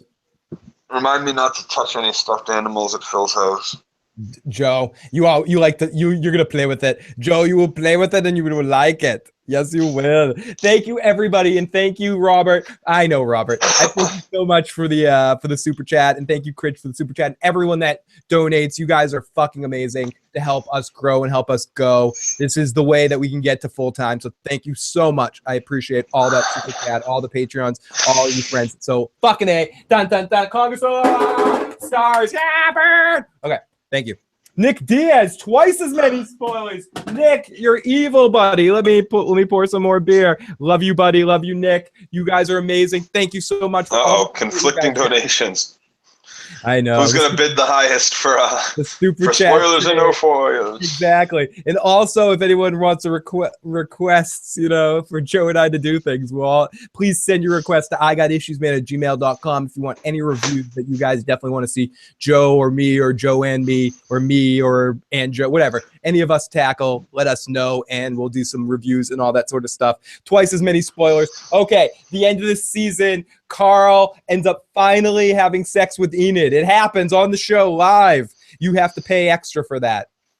It's okay. So then we watch Rosita and Sasha as they try to take a fake shot, and Sasha says, "You're lucky. You're a jack of all trades." They hang out. They talk about the exes. Rosita talks about how she learns everything from her exes, and she plays the damsel things, and then she learns things, picks things up, then goes to another group and has sex for fun and using people to get her rocks off. Show me your Donald, where Donald touched you. Oh my God, Donald came up to me and he grabbed me right by here. He's like, "Hey, what's going on, Phil? You look like a girl." That's what he did right there, Joe. I did it. I touched myself inappropriately, Joe. I touched myself. That was more taint than anything else. I'm getting drunk. I'm sorry. I'm sorry. Uncle Ketchup's no thing about it. Yeah, Uncle Ketchup's gonna be here soon. As long as Uncle Mayo don't show up. Sit on my couch while I put ketchup where the sun don't shine, baby. So Sasha, you're a jack of all trades, yada yada yada. You guys are amazing. You guys are so fucking awesome tonight. Thank you so much for all of your fucking support. As I'm starting to get really drunk, I shouldn't be fucking guzzling beer. It's almost worse than the shots. So Sasha says, is that how she felt? Is Abraham the same situation? Was he just someone that was inappropriate or someone that you didn't really care about and you just used? And she's like, no, he knew I had my shit together and we connected because of that. And I really cared about him and I didn't spend enough time with him and I didn't blah, blah, blah, blah. And they kind of just, and ultimately they end up saying that Negan, that asshole, took away Abraham's right to have a fucking Klingon death. Now, wait a second. Who was the one that said that Abraham was attracted to her because she had her shit together? Sasha, right? Sasha. When the fuck did she have her shit together? She was going crazy in the fucking clock tower, and then all of a sudden Abraham's like, oh, I love this chick. When the fuck did she was going nuts the entire time since Bob fucking died. The entire beginning of fucking Alexandria, she had no shit together. She was off on her own, sitting up in the fucking watchtower, thinking about jumping out of it or some shit. Like, this was not a stable woman at this point, and at no point that they knew each other had she been really fucking that stable of a fucking person. Tyrese had been talking her down. Bob fucking died. She had to go through all that fucking shit. And then all of a sudden it's like, oh, Abraham likes me. I got my shit together. That's why he liked me. It's like, what shit did you have together, Sasha? You had no shit together. You were fucking on the brink all the way up until Abraham decided to show interest in you. Until another man came along to give you fucking self-worth, apparently? What? Revisionist history, Joe. It's when Abraham. Yeah, apparently. When Abraham's dead, you can come up with any narrative you want because no one can battle you with the answer. It's all the important parties are gone, so she can say anything she wants about how the circumstances around their meeting. Excuse me. Drinking and jumping around like that don't mix. No, not beer. Fuck no. No. All those bubbles. You just. I just screwed myself. Good job. Yeah, I just screwed myself. I'm all done. I'm all done. Abraham magically. I can't even talk. Abraham apparently had a magic dick. Oh, and this is what the super chat does. The mother dick. So to Big Kev, lots of love to Big Kev, mother dick out there. So okay, so. They ultimately, and we talked about this last time of the night, they ultimately end this conversation basically saying, you know what, let's be shit buddies today. I have your back no matter what, and you got mine. Don't have to worry, get your shit. Apparently not. Nope. I'm gonna lock you out and run away from you while you run away crying because I don't get you back. Because I care about you all of a sudden, and now I don't want to see you die. So then they look out in a very obvious way for the obvious sniper shot thing. Robert says, "Hey, Dread guy, that Captain America mug is awesome." It's not just Captain America. It's Marvel. We got Wolverine on this, Nick, Captain America, Iron Man, and Spidey. Order it for $19.95. Call 1. No, it was like $4 on like Amazon or some shit. Who did the Shit Buddy song? Joe Madden. I'll try to link it in this video, but if you search on our page, How to Survive in a Zombie Apocalypse, Joe, myself, and Taka did a video. Also, Stephanie is the one singing. Stephanie is the one singing the Shit Buddy song, and she played the piano in it as well. So, and not that there's too many lyrics to it, but I wrote the lyrics of the Shit Buddy song. But we made it as sort of like an infomercial thing, and you can definitely watch that video. On there, yeah, the video's on there it's somewhere. Funny. Yeah, it's on the channel somewhere if people want to check it out. But yeah, if anyone wants to check it out, definitely do. So okay, so they have their friends, and then they're special friends, and then eventually we hear this, one of my favorite. Let's get to one of my favorite parts of the episode, and I want to listen to every single fucking second of this. So here we go. Chief Engineer speaking. I'm gonna need a dozen more walkers, aka dead ones, in the local parlance for expanding the fence. AKA dead ones. Actually, this is per Negan, who I also am, even if it takes all night to procure them. So I need able-bodied persons out there in the surrounding blocks and buildings snooping and snatching stat. Negan will be indisposed in the boudoir, so in the meantime, any questions should be directed to yours truly, Dr. Eugene Porter, Chief Engineer, also known as Negan, who I am. Also known as Negan, who I am. Right. So that scene, Joe, is why they decide to completely change the plan. If you heard that and you're Sasha and Rosita, is that enough to get you to leave your sniper spot? Why would that be? Why would that be like, oh no, he needs to be rescued immediately. Look at how well he's fitting in. Look, they've already got him doing like ordering people around. Like, are you kidding me? Like, what about that? What about that? And when he walked out with Negan into the courtyard there to bring the doctor in, what about any of it made it seem like Eugene needed dire immediate rescue where you couldn't just sit in your spot, wait patiently for the next time he comes out and shoot the motherfucker? Why do you have to get in there today right now and do that? Yeah. Why didn't you let people know that you were going to go do this? What are they going to do, stop you? They're going to try to talk you out of it, but they're not going to fucking hold you down. It's bullshit, Joe. Are they? Maybe. You never can tell. So then we come back after that whole situation, and so they decide to completely change their plan and go with Rosita's plan of charging the castle. So yeah, let's leave dead bodies around and then go hide inside. Nobody's going to know.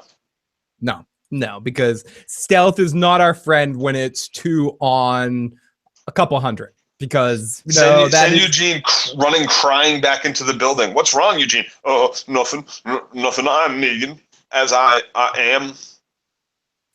I'm gonna go play some Missile Command right now because Missile Command is my game. Not only am I Negan, but my mullet is too. My mullet is the very definition of Negan. It is all the power, all developed into one. It's an energy that cannot be comprehended because I am Dr. Eugene, and I am. I am Negan, but my hair is Lucille. My mullet is Lucille. My ass is Negan's too.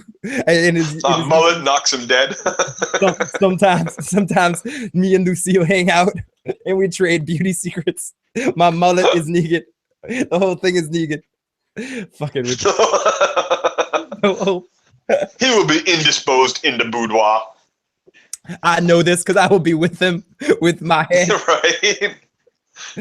We are all Negan, as everyone in the live chat says. We are all Negan. Okay, so we come back in on Greg, who a couple people in the live chat. I just want to read some chat at the time at 9:52. Dukronk says, "I just fell more for Rosita. The shot was there," says Dark. I knew this was a one-way trip. I thought so too, Dark. You thought the shot was there? I did. I thought they have shown that she is capable enough with that sniper rifle that she definitely had multiple opportunities to take a shot. No. Certainly, like, and even if you don't think you have the shot, certainly your best option is to stay and wait. I can't stress it enough. It, like, once you find your position, you wait for your shot. It could take a day, take 2 days. Yep. Yeah. No. You stay in that position till the job is done, and you don't fucking care. You don't worry about shit. You don't worry about anything. You don't worry about eating. You don't worry about. You sit there. Right. In this I've seen someone mentioned it earlier in the chat, and I'm going to reference it again. I've seen the movie Assassins with Sylvester Stallone and Antonio Banderas. It's been set what snipers will do. They will sit there for days. They will wait forever until they get their shot, and that's a cheesy movie with Julianne Moore in it too. Great movie. Right. It's not just in that movie, but also in the movie Sniper with Berenger. Yep.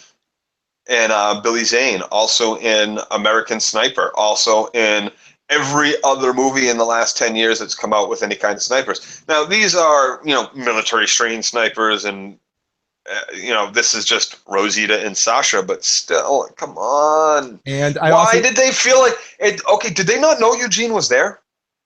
Were they not like, wait, Eugene got kidnapped right in front of us? Oh no, Eugene's here. Let's go rescue him all of a sudden. Why? I don't get, like, why we changed our plan all of a sudden. Joe, I think they were surprised he was in a position of power. So why go rescue him? What are you rescuing? He's better off now, apparently, than he was when he was with us. Quick, let's go get him.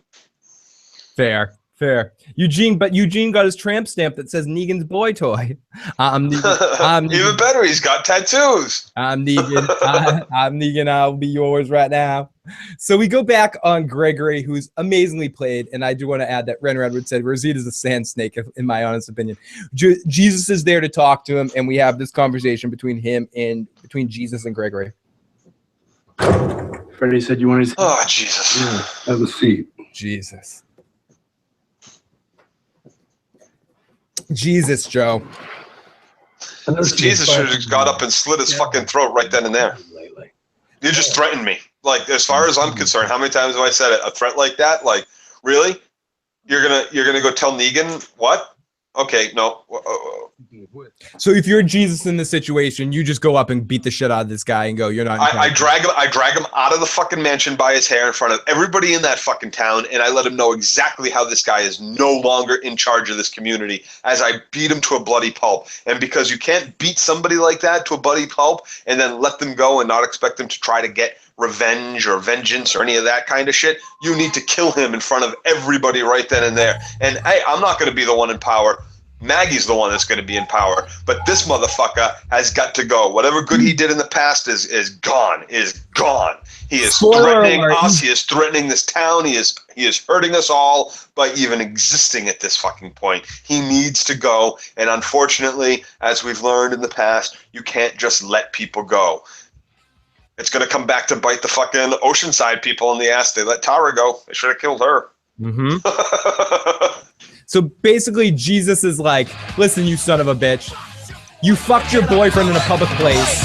Dirty, ugly, waste of space, a kiss in your mouth. You make me sick now. You are a fuck pig So, now. yeah, Jesus basically calls this dude a fuck pig. He's like, you're a fucking fuck pig. Go fuck yourself.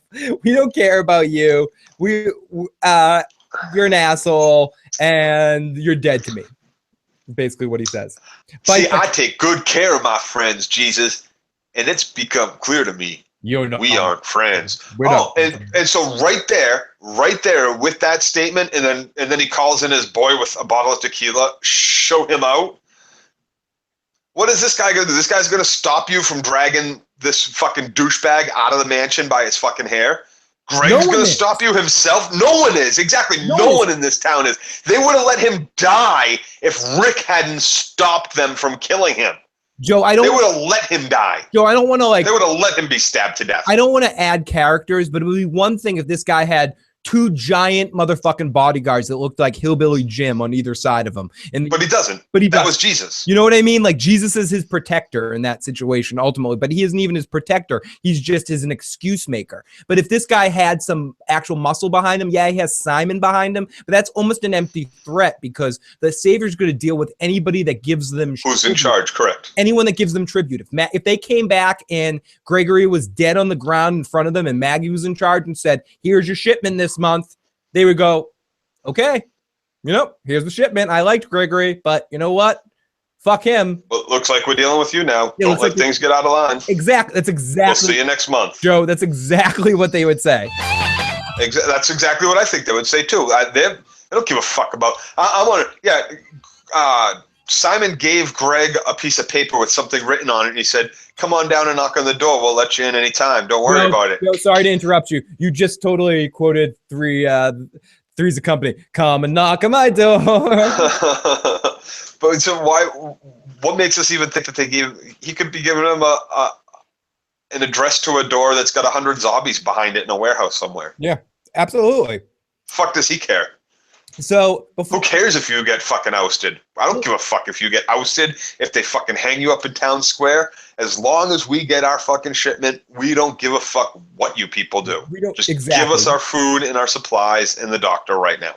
Okay, everyone, we're about to talk about the final scene of the episode, but I just wanted to talk a little bit about one of our sponsors. We have a sponsor, Gamefly, right now, and if you want a free 30 days of Gamefly, check out the link in the description box below and sign up for free 30 fucking days of fucking Gamefly. Get a video game, fucking keep it for as long as you fucking want, and then return it. But you get 30 downloads days and deliveries, like Netflix was. Like you can get it, you can download it right to your console, play it straight through your console through apps or through the websites and stuff, or you can have them send them to you in the mail and shit. It's awesome. So in the description box below, you can see the link, but I think it's Gamefly trial /issues. So, but the link's in the description box below. So click on that if anyone's thinking about trying and wants to just kind of try it for 30 days and then cancel or whatever. And then click on like, and then click on subscribe, and then go through every single one of our some 100 videos and click on like on all of those. Thank you. And then send us money, and then send us some more money. I'm a fucking sellout. I am a fucking sellout. But the most important part in this whole process is the send the money. and this Joe Rant is brought to you by Squarespace. Oh, and by the way, these Doritos are fucking delicious. I love Doritos. I'm literally a backdrop of shill. Yeah. I will fucking shill anything. I don't give a shit. Shill away. You want me to tap dance? I'll tap dance. You want that? All right, come on. What do we need to do? Yep. So absolutely, I will fucking do that. Thank you, Robert. Call me out on it. I will. I want to hear that. I gotta play some ridiculous sound effect or something every time I shill, just to kind of rag on me at the same time. Like boing. Yeah, like a boing boing boing. Boing. Swing. Yeah, maybe, swing. Maybe this or something like that. You're a talker. Listening to talkers. No, that already has a purpose. Yeah, that's true. I gotta come up with another. There's Phil begging for money again. Exactly, Tim. I'm broke. Oh, you gotta get the register from Pink Floyd. Yeah. Oh, that money. That is a good one. That is a good one. Okay. So anyways, so let's play the Steve Schatz music. So we get Eugene being a big bullshit man. We see, but yeah, again, that's only if you want to try it out. So whatever. So so we go to Eugene being a big bullshit man, and Dr. Eugene, he's just talking all this shit and being like, "Listen, I'm the man." Yada yada yada. Dr. Eugene Negan, Esquire. Dr. Eugene, play the shut the fuck up, Phil. Oh yeah, okay, that's not bad. That's not bad. The shut the fuck up, Phil could work. So Phil. Shut the fuck up, Pam. Yeah. Okay, I will. I'll shut the fuck up. So okay, enough of that shit. So Eugene at the end here is talking. He's basically, we see what Eugene's like as a boss. You can see why he's loving this whole situation. This stuff out front with the spikes and the chains and the heads is good for the optics. It sends a message to would-be intruders of the don't mess with Texas variety. I love his speech pad. Like, he's the only one that talks about him, and Abraham have so far been the only two that have like fucked up colloquialisms or speech patterns that I haven't found completely annoying. I love the way this guy rambles on. I love the colorfulness of his text. I really do. And I'm not talking about the don't mess with Texas variety. So ultimately here, Sasha ends up, or Sasha and Rosita end up showing up to break him out. And we talked a lot about this. And he's like, I never asked you to help me escape. I don't want to fucking escape. Leave me the fuck alone. Because he's smart. He sees this as what? How far are we running? You know there's a dead body right here that we can't get rid of that quick and easy. And at any second, somebody else could walk through that door, which 2 people actually do 30 seconds later. So how far do you think we're going to get? We're going to run out? Have you thought this through? Is there a car waiting? Where are we going to go once we leave? And you know how long it's going to take for us to get there? Because they're going to jump in their cars and come right after us because they think I'm really fucking important right now. What the fuck is wrong with you two? I just want to address something directly, Atari. Atari Dad, you are 100% right. Joe and I were actually in the midst of everything. We all stopped, took a shot, looked at the bill, and we're like, holy fucking shit. I'll say a number. I'll say a fucking number. I went as cheap as you can get, and it's $14,000. $14,000. Someone said he had a death in the family. You know how fucking expensive a funeral is? We're having bets on how expensive it was. Joe undershot. I was way undershot. I was like, what, 2,500? Yeah, he's 25 off. Okay, so ultimately in this scene. But to be fair, the rest of the money was spent 10 years ago, and it was only about 2,500. No, it's 10. It was we'll talk about this at the end. No, I mean what this week? Like what had to go out of pocket now, not what had to go out of pocket 10 years 900 ago. because I paid for it. It's no 10 years ago. 10 years ago, and it was 10, and inflation made it go to 14. So I had to pay like 900 whatever. No one has to hear about this shit. But ultimately, you're right. I'm sorry, Atari. You're 100% right. Money is fucking ridiculous. Anyways, so we get to Eugene being a bullshit man. Eugene runs off. Sasha ditches Rosita and runs in, and we get the gunshot thing. And then Rosita starts running down the street, all cryy, faced-eyed, and a shadow-like figure is appearing in the sun, which is obviously Dwight with his Dwight crossbow. Or Daryl? Could be Daryl. It's Dwight. It's not Daryl. That's why they didn't show it to us. It's definitely not Daryl. It's Dwight who's out looking for Daryl. We see him leaving like an episode before, where he's been tasked with go find Daryl or don't come back or whatever the fuck. And I just want to be clear. I'm not saying feel bad, but thank you very much for your kind words. I'm just saying it as a ridiculous. The Big Lebowski's right. We're not. I might be bereaved, but I'm not stupid. Funerals are crazy expensive. Crazy. Forget all the sadness or whatever. I don't want to talk about that. Thank you everyone for your good wishes. But fuck Al. It's like getting bent over and fucked in the balls with a fucking ice pick during funerals sometimes with money. But whatever. So Joe. At the end of this episode, you think it's for sure, like 100%. You think we didn't see who it was, so it has to be Dwight. It's definitely Dwight. It looked like Dwight. The silhouette looked like Dwight, not Daryl to me.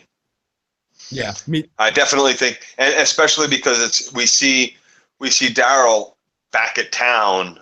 Where did they go? Like, how long is it going to take him to get there and then find them? Like, just luckily he runs into Rosita. It's Dwight. Dwight's in that area. Dwight's supposed to be out looking for Daryl now. That's what he's been tasked for. He also runs around with his crossbow. We know that the crossbow that Daryl currently has was given to him by Dead Boy from the guy that died last week. Gave him his crossbow at Alexandria, so that Dwight still obviously has Daryl's. It's Dwight. It's definitely Dwight. And we know that Dwight is off on his own somewhere doing something. And where is he? He's out listening to, wait, do I hear someone crying, beating foot down the middle of a fucking street in the middle of the night? That's definitely not the zombie running. Let me go see who that is. And we've already had situations earlier in the season with Dwight kind of sexually harassing Rosita, so it only makes sense that she in that situation would bump into Dwight. Yeah, I mean, it makes no sense that Rosita would run off crying and like literally run off crying. Such a horrible character twist, like for her character. Like, so out of character as far as I'm concerned for the way they've written her on the show. Now, Joe, coming in at this point, leading into the final 2 episodes of the season, what are you hoping to see? What are some of the things you think you're going to see? Any of our main characters going to die? What I'm completely done with. I have no idea. What do I expect to see? I expect to see boring ass shit. I expect to see a bunch of heart-to-heart shit about with characters that really have nothing to do with each other, like Rosita and Sasha. I have no expectations for anything good from this show currently at the moment, because it's been so long since I've had an episode where I didn't have to say, well, this is the best episode of this season so far, but still I didn't really like it. It wasn't awesome. Like, I haven't had an episode in so long where I was like, fuck yeah.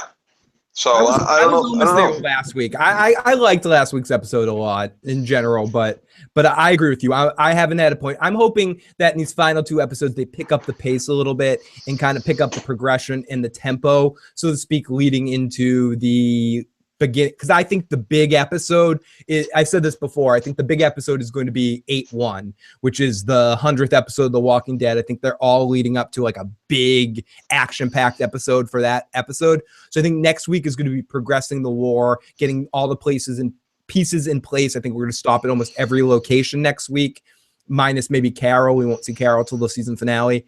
And maybe you saw her in the previews. I'm trying to remember. I don't think we saw Carol in the preview. I expect these final 2 episodes to at least be fun and at a quicker pace. Okay, this is what I suspect, that you're probably right about 8-1 being the 100th episode, so that's going to be the war episode.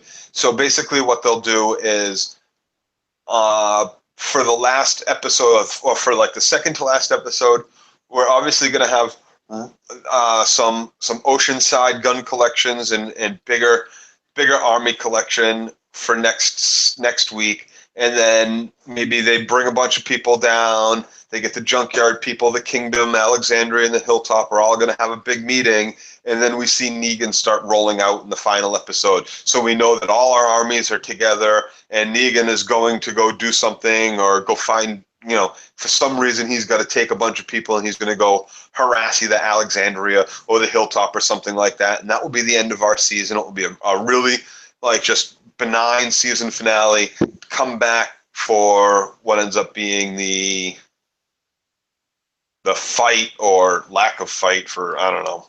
I can't speculate at this point. Does Rosita die by the end of the season 2? No, Rosita's alive. Rosita makes it out of the season alive. I think most of our main characters, honestly, I don't see anybody dying. I don't see them killing Aaron. I don't see them killing, Tara. I see the only main character for the rest of the season that goes at this point is Sasha. I think everybody else is safe. I really do. I really think they are all 100% safe. Maybe we get a peripheral death like Greg. I don't even think that's going to happen. Not this season. I think Maggie kills Greg, because in the preview, not this season. In the preview, it seems like he's going to try to kill Maggie, but I know previews are deceptive. But I think Maggie. Oh, okay. They might go that this spoilers that I might hit on here, but they might go that direction this season. They might go that direction sooner, but I think that that would be a good thing if they do that in the next 2 episodes. If they have Maggie kill Greg in the next 2 episodes, I'll be okay with that. I wouldn't be upset with that whatsoever. I think that would be okay. Okay, so everybody, thank you so much for joining us tonight in the live motherfucking chat. You guys have been amazing as always. Thank you for the support tonight. Thank you for all the funny fucking amazingness. Joe and I will be back next Sunday to talk about the second to last episode of this season.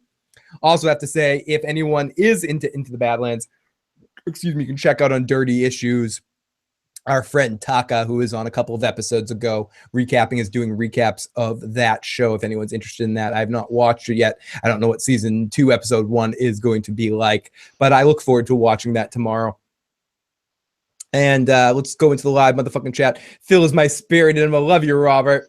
Big up to the live motherfucking chat. If anybody, we'll stall for a little bit. If anybody wants to call in, obviously no have to, but if anyone wants to call in and leave a voicemail right now, as we start to wrap things up, 781-990-8509. We'll play it at the end here. If not, we'll start to wrap up things. Nick Diaz, can't wait to see which new show you guys touch on after The Walking Dead is over. At the first new show that's coming up, I think we'll talk about a lot of stuff, and we're going to be doing a lot more content coming up soon. But the next big show that's coming up for the channel after The Walking Dead is, of course, Better Call Saul, which is coming up very soon. And I cannot wait. Love that. I think it starts in April, and we'll be doing recaps on Monday nights and sometimes on Tuesday afternoons too. And what are we getting into, season 3 here, Better Call Saul? Yep, season 3 of Better Call Saul. And everybody, if anyone cares so much right now, we might talk some Walking Dead after this fact, but if anyone's just here for Walking Dead discussions, have a good night. Thank you so much for joining us. Come back next week. We may get into some random bullshit conversation from this point on. It's kind of, let's just consider this free form, whatever. But yes. And good night, everybody. Good night. Blah, blah, blah. Yay. Yay. Okay, let's go. So can't wait to see what show you guys are going to talk about. Nick Diaz, maybe Fear the Walking Dead. No way. No way. Better Call Saul is a definite. Joe and I have talked about the first 2 seasons, and I can't wait to talk about Better Call Saul, Joe. Yeah. No, its return is a great thing for television. It's a great thing for AMC. I got to say, because as big of a cash cow as this is, the value of this show is solely monetary. There's almost no sustenance behind it anymore, as far as I'm concerned. And Better Call Saul brings an element of art and credibility. Yeah, just dynamic and writing, and not just like, yeah, you got the pie squat, and what is it? The cobbler squat cobbler. Squat cobbler, like there's definitely crass moments, and there's definitely some lowbrow stuff that goes on in this show, but it's done so well, and they do such a great job with the writing that you don't feel like you're watching something that's immature, or which, I love immature. Yeah, me too. I mean, the squat cobbler stuff is hilarious. And Joe, what do you feel about Gus coming back this season? Are you excited about the return of Gustavo Fring? I am very excited about it. Extremely excited about it. I like that character. I liked the focus episode they did on him for Breaking Bad, where they gave us a little bit of his backstory down in South America and stuff, and where he came from and how he got his rise. So I'm really looking forward to more about Gus Fring. Joe, I just want to play a little something right here. What was on these videos? They were private. You said that. They were videos intended to titillate the senses. Okay. Squat goblins. Technically, they would be categorized as fetish videos, but nothing illegal. Just a man, a fully clothed man, I might add, just all by himself. Just Mr. Wormald, fully clothed. Yeah. So.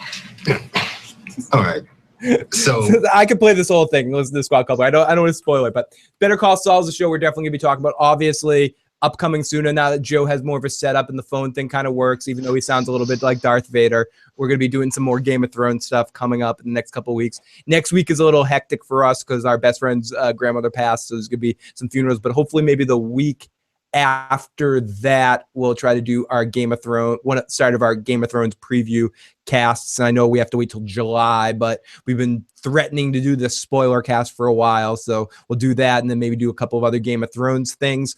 And then we kind of want to do some random, just any like free forum conversations like this, where we take chat suggestions and go in a lot of different directions, not necessarily come out here with a plan and kind of just talk whatever kind of bullshit we want to talk. So we're going to be doing a lot more of that kind of stuff too. And maybe get around a couple of days a week, certain days a week that we always stream those days, whether there be a show. I mean, Sunday nights are in always, whether there's a show Sunday night or not. Sunday nights at around 10 o'clock will probably be like an always streaming time. We're going to try to get a couple of other times a week that are like that as well. So, Phil, one of these days I got to get you on the midnight chat. I would love to be on the midnight chat attack sometimes. You and Joe would be a bit like, yeah, we love it. At any point in time, we would, when the timing works out, schedule wise, we'd always like to be on there. Anything connected to the to the double toasted universe. Whoops, I caught myself there. The double toasted universe, I have nothing but love and awesomeness to, and you guys do an excellent job on the midnight chat attack. You guys got a fucking awesome vibe. Love to, anytime that timing worked out, jump on in there and be a guest sometime.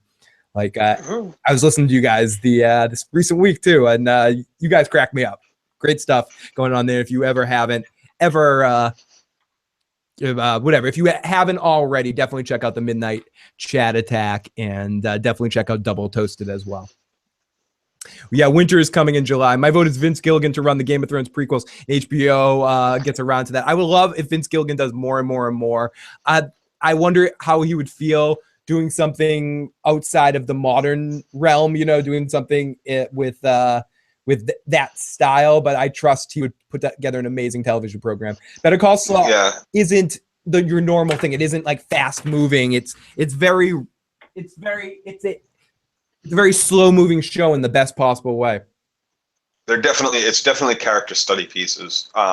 It gets very in depth into him, his brother, like even the stuff surrounding Mike. It's pretty deep, and there's a lot to it, even with short screen time. So there's a lot about the other guy that owns the law firm, the blonde chick that he's interested in. There's just it's done really well. There's great cinematography. There's great use of light, of color, of I can't. Joe, a couple. It's beyond. This is one of those shows that I talk about when I say like they pay attention to the little details, to the little things that make a show not just believable, but like the less you have to suspend in your own mind and get over, the more you can just enjoy the story. And they do a great job keeping you involved in the story and keeping those little things away from being wrong. Could not agree with you more about Better Call Saul. I mean, I'm going to transition here a little bit as we're moving to a couple more things, and then we'll call it an evening. I'll keep you here a little bit longer if I can, because I know you have started to watch this. A couple people in the live chat have been asking about this. Tim mentioned it a couple of times. Nick Diaz just mentioned it, as well as Joe and I did a podcast before on Daredevil and Jessica Jones and Luke Cage. Iron Fist is out. It's getting a lot of mixed reviews. I know you've actually started watching it. I'm about to start episode 10 when we wrap up here. What are your opinions on Iron Fist so far? Everyone in the live chat is talking about it. I think so far it's getting a lot of negative reviews. I'm curious about what your opinion. I can understand the negative reviews. I have still, even though I'm on episode 10, so about to start 10, so I think I got 4 left. I can understand where the negative reviews of people are coming from. I've heard things from bad acting. Is it clearly the worst? Is it clearly the worst of all? It is absolutely clearly ranked on the last spot of the 4 Marvel universe Netflix shows, and 5th if you count Daredevil twice, because it's already had 2 seasons. But one of the things I do like about it is I was having a conversation. I think it was with Aaron B. About this in a quick Facebook post back and forth, and he had mentioned that this show didn't do a good job creating the big bad guy like Daredevil did with Kingpin, or Luke Cage did with the bad guy he fights at the end, or Goldback, Razorback, right? What was his name? What the fuck, Golden? Yeah. But I thought even like Luke Cage didn't do a great job with building the big bad either, because they gave us one bad guy, then he was gone, and then we had another one all of a sudden out of nowhere. He was just like walked in, and it was like, all right. They also had the other big bad's. Spoiler alerts for all these years. Also had the other big bad sister and shit too, which was right. So there wasn't any real one big bad, but what I do like about the way Iron Fist has handled their bad guy is, yes, you have the dad guy, the father that's still alive, but you have the Hand, which has already been established as big and bad, both in Daredevil and in Luke Cage, I believe. I think one or the other. I know the Hand is mentioned in more than just the Daredevil series. So you already kind of, if you've watched the other Marvel series, which they kind of wanted you to do, which is why they have Rosario Dawson in all four. They all tie together. I was going to ask you, is Rosario Dawson in Iron Of course she is. Of course she is. She's the common link, but there's certain aspects of it, like, she's like, I know people who have fought them before and it didn't turn out well, but I'm not going to introduce you to them. I'm not going to bring you to the people who also want to see the destruction Not to the Defenders. Not to the Defenders. Right, exactly. You know, and they are kind of building up to that, and you can see it going this direction, and I kind of like it. I have another question, and mind you, everyone that's listening to this, mind you, spoilers. Do we get a Shane appearance? Do we get a Punisher appearance? So far, they're the only crossover character, aside from Madam Hand, foot soldier person. Madam what? Gao. Aside from General Gao's chicken there, Madam Gao's chicken, is Rosario Dawson so far, and maybe one other actress that worked at the hospital with Rosario Dawson, I think, was in one of the other series. But we haven't gotten anybody else aside from that yet, and I'll be excited. I hope we do have somebody else from one of the other shows cross into it. But so I'm not giving it a thumbs down or a thumbs up yet. It's not like a super awesome show, but I haven't really hated on it yet. There's like I said, I basically watched 9 episodes so far, so there's a lot. Oh, so I could pick on and pick at like I usually do. Trinity but I don't remember a lot of the shit. Trinity is in this one too. Trinity from Jessica Jones. Trinity from The Matrix, the lawyer. What's her name? Yes. She plays a lawyer in this. It's a small role. So far, it's a small role. She was on Jessica Jones. She was a big part of Jessica Jones. And she does, and she mentions that. And Jessica Jones, they mention, there's a lot of mentioning of things, and they mention the Incredible Green Guy and the incident, and they mention one of the characters says, you know, I had a lawyer, I had a private investigator. Okay, Joe. Investigate all our board and stuff. How is our boy Loris Tyrell? I think he's not bad in the role. I think they wrote the role stupid, a little poorly. There's certain things that, yeah, he's been gone and he's been living in some fucking, third realm for 15 years, and he was a kid when he left, so he's not going to be that much more mature living in this monastery, getting his ass kicked, learning how to be a martial arts fighter. So he's not going to know a lot of society things. I don't want to say not that mature, but he's not going to know a lot about how things work in America and how things work in New York City and how people actually are in that city. But there's a level of naivety to him that is just, beyond. There's zero street smart in him. It's just, there's certain aspects of it that I think they got wrong in the writing and development of the character, but I think Loris Tyrell, the actor that plays this character, is really good in this. He mentions a couple times his best friend that he was with at the monastery, Davos. Oh, Davos, that's funny. That's funny. Do you think you're going to enjoy his character more when he's with the other three? I think I will enjoy his character a lot more when he's with the other three. His character seems to have a lot in common with the Daredevil character and how they kind of view life and view what their goals are. Is Jessica Jones just going to verbally shit on all of these people? Is that really what's going to come down to it? Pretty much. Like, Jessica Jones is definitely the outcast of these of what will be the Defenders. Definitely the one that has the most moral ambiguity. So is this exciting you more for the Defenders rather than bumming you out ultimately? Because the Defenders is the next one. It does. Well, when are they coming out with? What I'm most excited about is I want to see Jessica Jones season 2, and it's been a while. Okay, this is from my imagination or my understanding, and I could be completely wrong. This is the order of things. You're going to see the next one is going to be the Defenders. Then which will have them all. Which will have them all. And Sigourney Weaver. And Sigourney as what? She's the villain. I was hoping she would play that chick from StarQuest.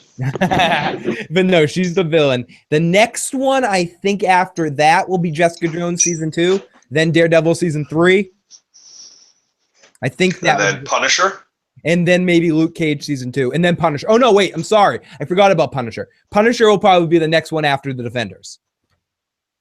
See, they're taking too long to put out a second. Like, how many years between season 1 and season 2 of Jessica Jones are they going to go? It's going to be a lot. It's going to be a lot, which sucks because because she's going to be involved in the making of the Defenders. So the Defenders will be a de facto season 2 for both. De facto, is that the right word? A surrogate season 2 for Jessica Jones and for Luke Cage. And I have a feeling. And for now Iron Fist. I have a feeling it will be also from a romantic standpoint, the impetus that puts Jessica Jones and Luke back together too, because ultimately they're going to end up the final couple. They're going to end up together when it's all said and done. At least that's how it is in the comics. Comic spoiler alert: they're married in the comics. Yeah. Oh, that'd be cool. I just want more. I thought Jessica Jones was fantastic. I love the fact that she killed that mother. Like Claudio in the live chat says, "I agree with Joe. We need more Jessica Jones." I'm looking more forward to Luke Cage 2 cliffhanger. Joe Madden says. Robert says the Punisher was fucking awesome in Daredevil. Claudio, I agree with Joe. We need more Jessica Jones. The Punisher was the best part of Daredevil season 2. Says DJ. I agree. David Tennant was villain, was boss. Yeah, David Tennant was. I know Tucker has his issues with it, but David Tennant was fucking amazing. He's got Doctor Who baggage with David Tennant, but I think that was David Tennant's best part he ever played in his life. Was Kilgrave? Is that his name? No, Killian. No, it's Kilgrave. Purple Man. Yeah, the Purple Man.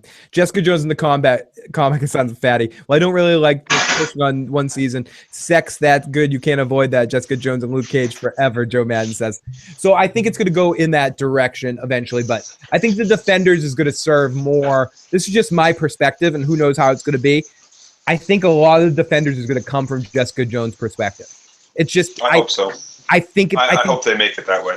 I don't know. I don't know why I think that, but I just feel like she would be the best person to have to focus on because she's no, that makes sense because like I was saying, Daredevil and Iron Fist, they both have a very similar personality type, which isn't far off from Nick Cage's personality type. But Jessica Jones in that group is definite. Like, yeah, if you include the Punisher, they have a very similar personality type too. Oh, imagine them interacting. Imagine Shane's Punisher and Jessica Jones. Right. Oh, shit. So I see her as being a very dominant personality in that group and being able to take control or leadership. Again, Daredevil will take a very Captain American role. Yeah. And she'll take more of an Iron Man role. He's going to be that more personality types. Yeah, he's going to be holier than thou through the whole situation. Kill yourself. Don't diss the Doctor. I have nothing against Doctor Who. I've just never watched a single episode, so I have zero opinion on the subject altogether. I know nothing. There's literally balls, dude. 1 second, Joe. You can go on a rant in a second. There's literally I just want to check myself out of this discussion and then you take over. There's literally I ain't getting in no fucking TARDIS. I ain't going to Gallifrey, and I don't like any of the Doctor Who's that don't have fucking afros and rainbow fucking scarves. I don't know what the hell you're talking about. I know what a TARDIS is. Kinda. It's like Gallifrey is the whole. Yeah. How do I know so much about Doctor Who if I think Gallifrey is the home world to the Doctor Who people, to the Time Lords? Is the TARDIS the Time Lords? Joe, is the TARDIS like Bill and Ted's? Yeah, it's the phone booth. It's the phone. It's the police booth. Yeah, that's the spaceship. So is that it's kind of much like bigger on the inside? So is that kind of like an inside joke in Bill and Ted that they use a phone booth? Is that like kind of a shout out to Doctor Who? Because they're Time Lords and they travel through time. It's definitely a shout out to Doctor Who. Okay. From Bill and Ted, yes. Interesting. Did they go through Absolutely. Did they go through the circuits of time in Doctor Who? There's when they travel, it's reminiscent of the way they travel in Bill and Ted, but not it's not like completely. It's just reminiscent. Okay, that's about it. So it's not enough to like really give anybody like, oh, they took that from Doctor Who, but maybe with the sound effects and stuff, it's reminiscent. You're on Robert's list now, Joe, because you hated Doctor Who. Listen, I know a lot about it. I've seen quite a lot of it. Old episodes, old shows, new shows. I tried to watch was it Cumberbatch? No. No, Ben. He was Sherlock. Cumberbatch was Sherlock. Yeah, Cumberbatch was Sherlock. David Tennant. Okay, yeah, I tried to watch the reboot, and I just can't. No, it wasn't. It was Rafe. Ralph Fiennes. Rafe Fiennes played the quiz show. Who? The quiz show guy.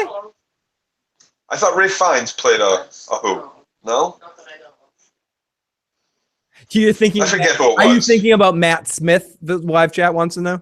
I don't know who the fuck I'm thinking about. There's been like 13 Doctor Who's, for Christ's sake, or something like that. Joe's confusing it. There's only one Doctor Who, and his name's Tom Baker.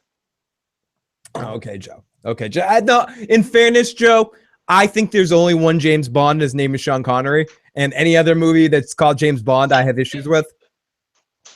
There's literally one James Bond. Only him. The only way I'd accept the James Bond movie is that came out now and said James Bond's dead, and the whole movie is James Bond sitting with the drip. Sean Connery go, bloody hell, I'm gonna fucking die. Katie is in agreement with you, but I happen to like Daniel Craig as James Bond. I just think those James Bond movies are fucking horrible. Unfortunately, and I happen to really like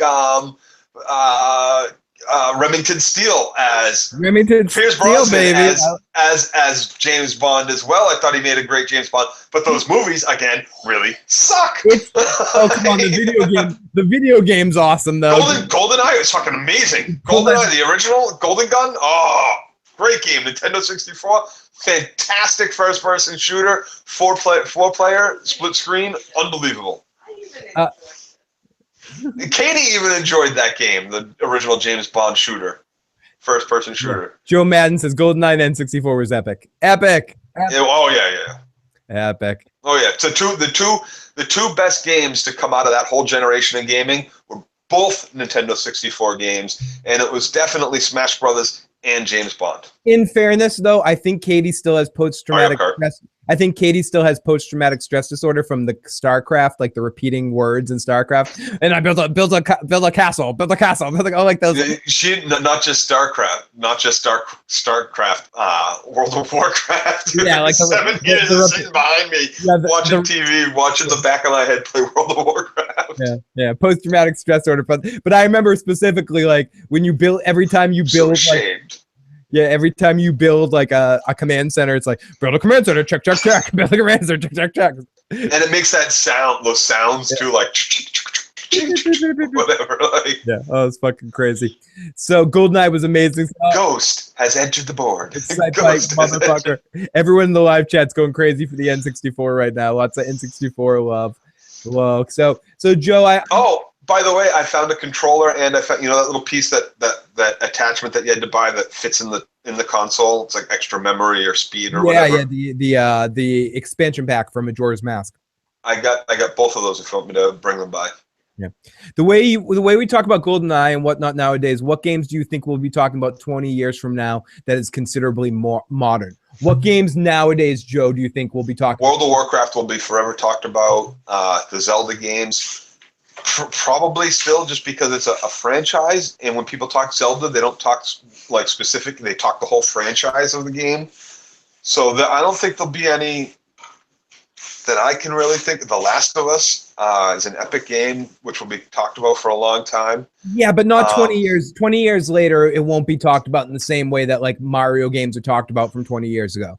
And nostalgia for nowadays. What games will we be nostalgic for 20 years? Well, for us, nothing, because we're not at the age where the games are going to make that much of an impression on us. But if I guarantee you, if you talk to some of the kids that I game with, the group of Dangerous Animals, like Last of Us, and like will be one of those games that people. Last of Us would definitely be one of those games. This game is one of those. The story to this game is incredible. It won Game of the Year, and it was Skyrim. Someone says Skyrim years ago. Someone says Skyrim, Crash Bandicoot today. Yep. The new Zelda. Crash Bandicoot. Breath of the Wild. Conker's Bad Fur Day, another 64 game. It's a cult classic. Yeah, Conker's Bad Fur. It's such a classic game. But I think Breath of the Wild. Super expensive too. It's like a couple $100 for that card. I do think Breath of the Wild, Legend of Zelda: Breath of the Wild, is going to be talked about for many, many years as one of the best. It will be up there in that discussion as one of the best Zelda games of all time. So, I think. Okay. I gotta say this. I was watching you play some of this Zelda, Breath of the Wild, and watched Taka play some, and I watched Opie play some. No, Taka didn't play some, and Opie doesn't own the game. Opie has the game. No, he does. Did he just get it? Yeah, he's got the Switch. He's got it. Oh, really? That's why he gave me Horizon Zero Dawn, because he's playing that. Okay. So I'm watching. I know there's certain things that make Zelda, right? Like the hearts, which they've changed up a little for this game. A little bit. Or the throwing bombs, the boomerang, stuff like that. But there's also like game things that make Zelda. For instance, whenever you talk to someone, it's always text on the screen, right? Now sometimes it's talking. What I don't understand, what I don't like, and what I think is fucking bullshit on Nintendo's part is I understood why it was that way when they were making cartridge games. Because there's limited space on those. Do you know this is not cartridge. Yes, it is. Yes, it is. Wait, Joe, talk for a second. Joe, talk for a second. I am talking. Joe, talk for a second. No, I mean keep talking. I'm gonna disappear for a second. Take over. So if it's a cartridge system. I don't understand that it's even if it is cartridge system, you can fit so much more on such smaller amount of memories. It's not like it was 20 years ago, where it makes no sense to not have all of it voice acted. They're only skimping on saving money by not having all of it voice acted. Joe, to me, at this point, that really detracts from a game's how good a game is. Acting in this game. No, but it's not. It should like I even have a problem with it in Horizon Zero Dawn. There's a bunch of data points that you can find, which are just like paragraphs of nonsense. Joe, just for the record, this is a Nintendo Switch cartridge right here. It's right, and it's probably like a couple of gigs worth of memory on there. There's no reason why they can't have it every single part voice activated, and it's bullshit that they don't. It's an SD card. Yeah, and it's bullshit. It's bullshit that it's not all voice acted. It's bullshit. I think that they skimped on the graphics again on yet another system. Like, I know it's their niche, we want to keep it all cartoony and but come on, like, dude, those Wii's and Mii's on the Wii are just ridiculous. Come on, dude, put some fucking effort into it. Not everybody that wants to play this shit is a fucking child. Not everybody that wants to check this stuff out is a child. It really annoys me that they purposefully stay in the, like, there was a Zelda evolution, right, where they changed Link from a horrible looking Link, and Link looks different now. Like, there was an evolution. There's no need not to keep evolving. Link is the best looking character, and all the characters, like, the trees don't even look as good as Link looks. Like, nothing in that game. You're also watching me play on a live stream. You're not looking at it in person. I think the graphics. No, I did look at it in person. I was at Opie's house watching him play. See, I think the graphics look good. I think there are certain. I think they look exactly like they did on the 64. I don't think they made any changes to how their engine works. Really, come on. Look back and forth. It's completely different. It's completely upgraded. It's a different style altogether. It's a different style game. There's different movement. But the style of graphics really isn't that much different. I was watching you play too. That guy that you were on that was swimming around, and you were swimming up the things, and you were shooting at the arrows down onto it. To me, it looked exactly like it always has. Like, they haven't upgraded its graphics and look since the 64, and I think that really is bullshit on Nintendo's part. I'm sorry, I really do. I think it's they wanted to stay nostalgic. They wanted people to remember what they liked about Zelda, but they didn't upgrade it. They didn't give it a good enough facelift to highlight the power of what the Switch can do, or to highlight the power of what that company as a game company can really do. And it's unfortunate to me. Like, I respect what you're saying, but I couldn't disagree with you more. I think the game is very unique in the Zelda franchise in the way that the way that you play it, the challenges that you face in it. I don't focus so much on the graphics. I see what you're saying about maybe some of the power aspects of the Switch, that it doesn't really, but it was made for the Wii U and then ported over to the Switch ultimately. So it's a Wii U game really when it comes down to it. Yeah. So it's not really, it needed to run on the Wii U because they needed to multi-release it. So they need because they want to be able. They ended up selling shitloads of consoles, I think the game looks pretty, and I think if you're saying that they haven't upgraded things since the Nintendo 64, you haven't seen the games in front of you. Because I think I'd have to see. Okay, I'd have to see like one of the 64 games, or maybe I'm not even thinking Cube games or whatever. But like more about this versus Wind Waker, I think is what you're thinking, which is more the GameCube. But I think if you saw them back to back, you'd understand what they're doing in this game and the open world aspects of this game and all the things that you can do in this game, and basically make the world your own in ways that you couldn't do in other Zelda games. Go to any point in the game, interact with there were upgrades to the game mechanics and things like that, which I'm not railing against that. Like they changed around the heart system and there's certain aspects of gameplay which I don't think are bad. I think that those are on par. Those are things that are interesting. I just have a problem with not upgrading, like I said, the voice acting. The graphics are still cartoonish and childish. Yeah, but that's the kind of game it is. I don't think it's childish. I think it's cartoonish, but it's a cartoon. No, and it is for the most part. And I think I wanted more. I would expect more. He's a fucking elf in a fucking fairyland. But here's the thing. It goes well beyond that. It's not just Link. It's clever. It's Nintendo. It's Nintendo. It goes right down to the Mii's. It goes right down to every fucking game they release. It's all big, like for 7 and up, as long as you're not up over fucking 20. Really, like it's very child-based system that is adult machinery. I disagree with that. As an adult, can you not enjoy Disney World? Oh, I don't know. I've never been. And I've never really enjoyed Disney characters. No, I'm not talking about you. I'm not talking about you. I'm saying as an adult, do you think and you can, and I'm not saying it's wrong. I'm just saying fun. For me, and I get that, there's people that like that aesthetic. You don't like playing Smash Brothers? Like I said, there's people that like that aesthetic, and it fits in certain the question. times. But do you enjoy? But as far as you enjoy Smash Brothers. That's a different game. Fun. It's a different game. You have fun playing Smash Brothers. It's a different game. Do you have fun playing a Mario game? Do you have fun jumping on top of things and playing a Mario game? I didn't say I didn't. I didn't say that these things don't have a place. Would you have fun playing a Zelda game? No, not really. Not really. Like, you know that I barely like. Yeah, you didn't even see me playing Horizon Zero Dawn. Yeah, you How didn't much even fun do you think I'm really having playing that game? Yeah, you didn't even like Ocarina. In fairness, you didn't like Ocarina of Time when it came. I played it. I finished it. You have fun playing Mario Kart? Yeah, but it's a different type of game. Why is that kind of game not as credible as another kind of game?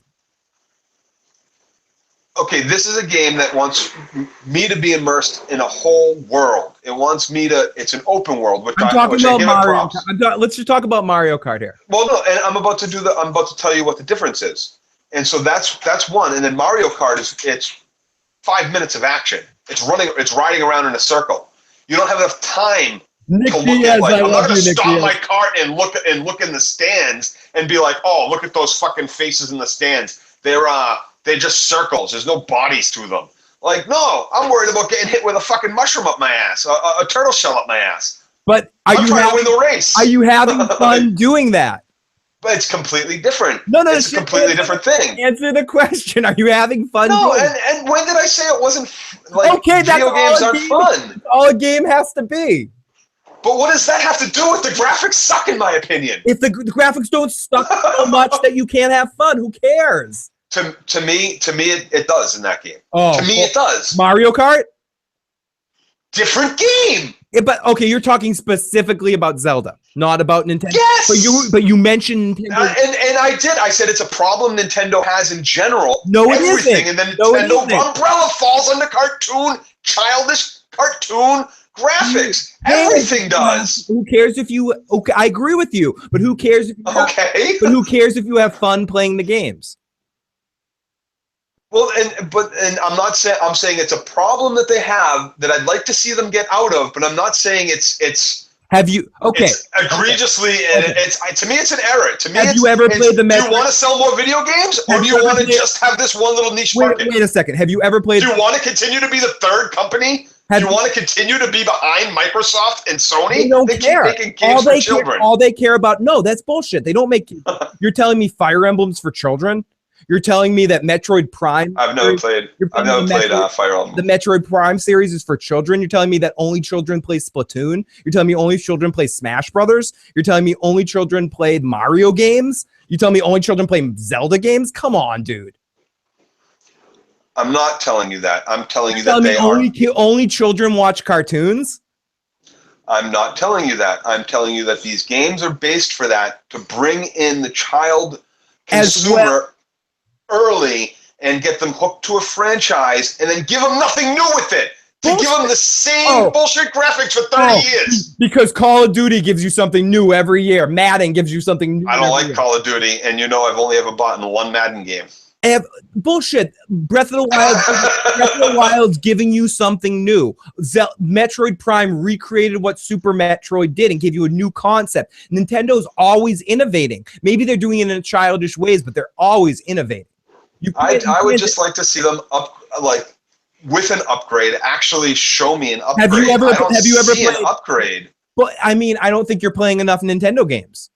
To be truthful, you're probably right. The only time I play Nintendo is when I go over your house or when I go over Opie's house. I don't own a Nintendo. I haven't owned a Nintendo since the 64, and I don't think I ever will own another Nintendo. I don't like their game lineup. I think their game lineup is rather, like I said, childish, cartoonish. There's not enough adult-oriented games. You're not going to see a game like The Last of Us on a Nintendo system. Not for a while. What was that name? People correct me? What was the name of the game? It began with a B. It was produced by a different company. It was about the girl that's sexy and she fights things. Its part 2 came out on Nintendo. Bayonetta. You had a game like Bayonetta produced by Nintendo that was never even heard of it. A dark adult game produced by Nintendo. Nintendo is not the same company. How did that game do? It did awesome. It did? I've never heard of it. Yeah. I've never even heard of it. You've never heard of it? That's the first time I've heard it mentioned in my life. I used to side with Phil, but I want to sit down with a normal fucking controller and play a Mario game that doesn't feel like a 4-year-old designed levels and concept. Carmine's all on your side right now. Carmine is all about you right now, Joe. No, Carmine. It's so true, and that's how I feel every time I sit down and we go to play these games. I feel like every game I play or that you have showed me is designed for a 4-year-old to be able to play. In fairness, Joe, I need to have a PlayStation 3 as well, but I like the Nintendo game experience. I agree with you. I agree with what Carmine said right there. But I like playing those kind of games sometimes. And that's cool. And I do too. I love Smash Brothers. I love Kart. I like playing a game and feeling like a child sometimes, feeling I'm in a magical adventure land with a fucking fairy brain and all that sort of crap. But I also like playing Mass Effect. I can't wait for Mass Effect. I also like playing a fucking adult game, Sniper Elite.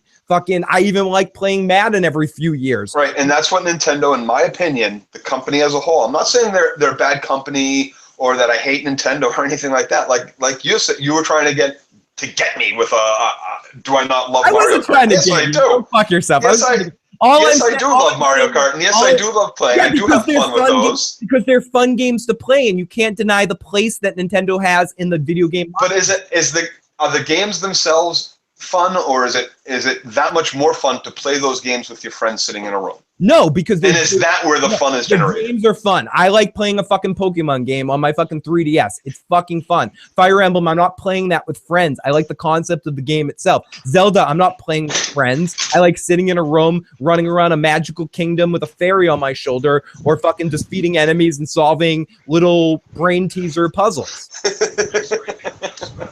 No, and it's Iron Throne says, Iron Throne says, fill in those gotcha questions. Fills all of the there's a lot of good stuff that Nintendo has done. I would just like to see them try a little harder in making a realistic world for some of their games. And I think they could do it. And it's not bad that they keep it cartoony or anything like that. It's just, it's not my style.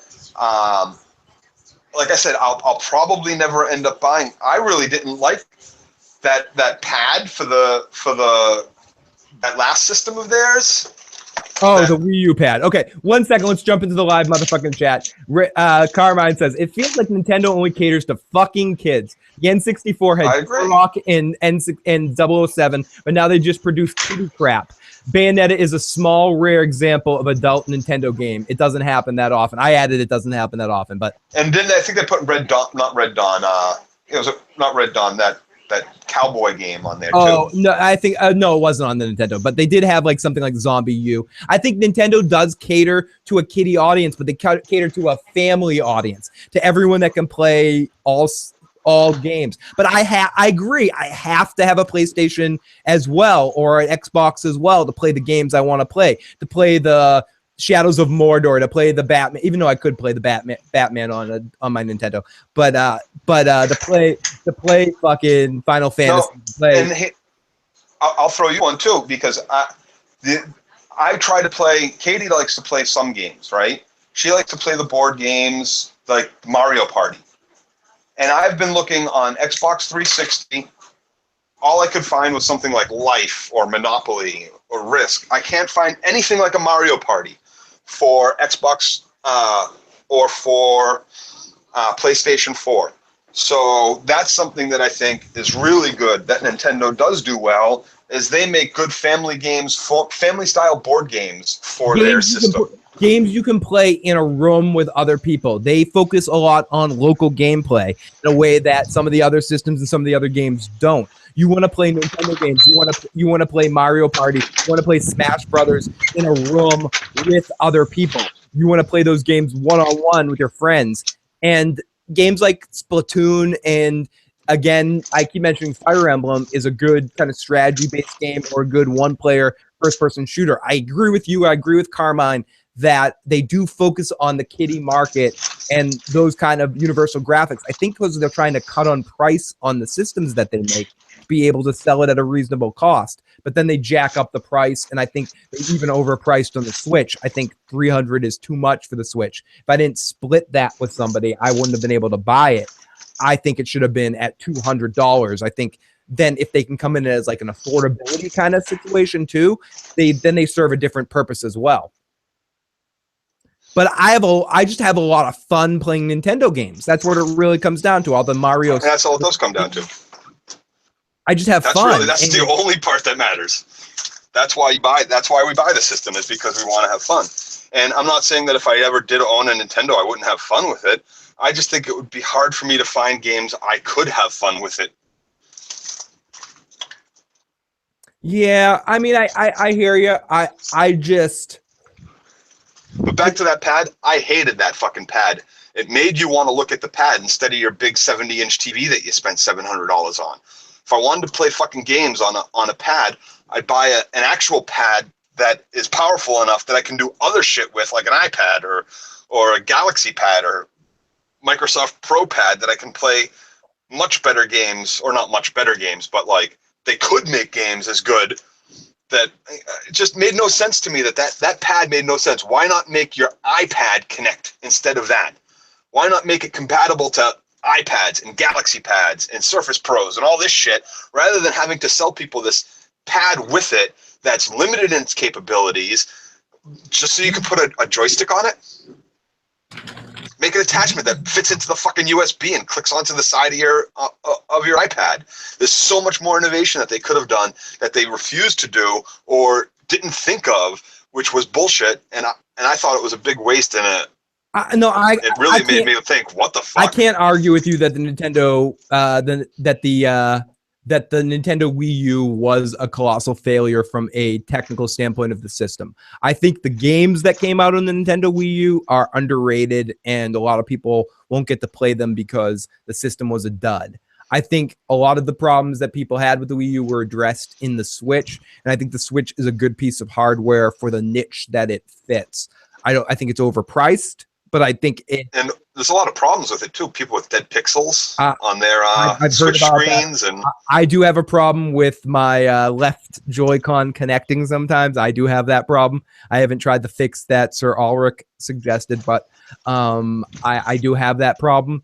That being said, the system itself is really fun. I like playing on it. It feels cool. I like being able to take it on the move and play it on the toilet and all that sort of stuff. And I can imagine a lot of the fun games playing on it.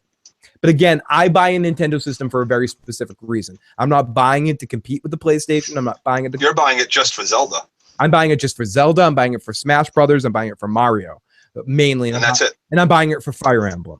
For those four things, I'm buying a Nintendo system. I have to buy it to play my favorite game franchises. All the others... And as far as I'm concerned, the only game franchise out of that is the Mario Kart and the Mario Party, maybe. As far as Mario itself goes, I was done with Mario at Mario 64. I thought that it was great to look at. It was Mario 3D and all this shit. But really, I thought the gameplay sucked, and I thought I'm done with Mario at that point. And there's not been a Mario game that's come out aside from a Kart or Mario Party or Mario in Smash Brothers that I've been like, great for Mario. Johnny. So the Nintendo is not a system for me at all, really. It's good to play with other people at their house, but it doesn't have enough game versatility for me. No, I mean, really, when it comes down to it, I mean, unless they came out with a new Metroid Prime game or something like that, I think you would enjoy that series if you ever took the time to play it. It's generally not my kind of game. The fact that I'm playing this Horizon Dawn game is really... No, Metroid Prime is more of a Halo-ish kind of game. It's really third person shooter. It's third-person shooter-ish. It's more of that style. I think you enjoy the Metroid Prime series that were on the GameCube that I hope they resurrect for the Switch, and you can play at my house. It's not platform still. It's open world. It's more world based. It's like Bond-ish or something, but you're like it's hard to. I mean, it's Metroid, but you're it's like a third person shooter. Kind of, you're moving throughout the world, shooting stuff. Metroid Prime is really good. How do we get into this discussion, Red? We basically ended the Walking Dead discussion and we got into sort of more of a free form discussion, and we went to what were we talking about first? We talked about Lord Tyrell and Iron Fist. Oh shit, we talked about a couple of other things. I thought this was Walking Dead. Yeah, we made a stern warning that the end of this podcast was just free-form, silly discussion. Yeah, we were talking about Sean Connery, 007, talking about a lot of other random stuff. Joe, one thing you and I are in complete agreement, Tom Baker beats the shit out of any of the modern doctors. The only one that comes close is the current guy, Peter Capaldi. Really? Yeah. So maybe you should get current. DJ11 says this discussion's better than The Walking Dead. Hey, we've kept about 60 people here. Thank you, everybody that's decided to stay and listen to us talk this freeform discussion. We only lost about 20 people that were like, okay, The Walking Dead's over. I don't want to hear this anymore. 20 people said peace when we said that done with The Walking Dead discussion. Yeah, Nick Diaz, you kind of your leading question sent that last rant in a different discussion. Really love how much attention the live motherfucking chat gets. We try to give the live motherfucking chat as much attention as we can get. Sometimes I've realized that I haven't looked at it in a while, but it's really the best part of what we do here, the live motherfucking chat. We're fucking lucky. Somebody said something about the N64 being a classic system in the chat. Took a huge turn in this direction. What are your favorite kind of games, Joe? Just a couple more discussions. I'll let you go. What time is it? It's 1:22. I'll let you go by 1:30. Okay, we'll say eight minutes. A good story-based. So far, my favorite game I think I've ever played is The Last of Us. It really is. The story was just fantastic. But I like games like that. Multiplayer game. The multiplayer part of it too is amazing. I like multiplayer shooters. I really, like I said, I was into World of Warcraft for 7 years. It's very specific though, the kind of RPG game that I will play.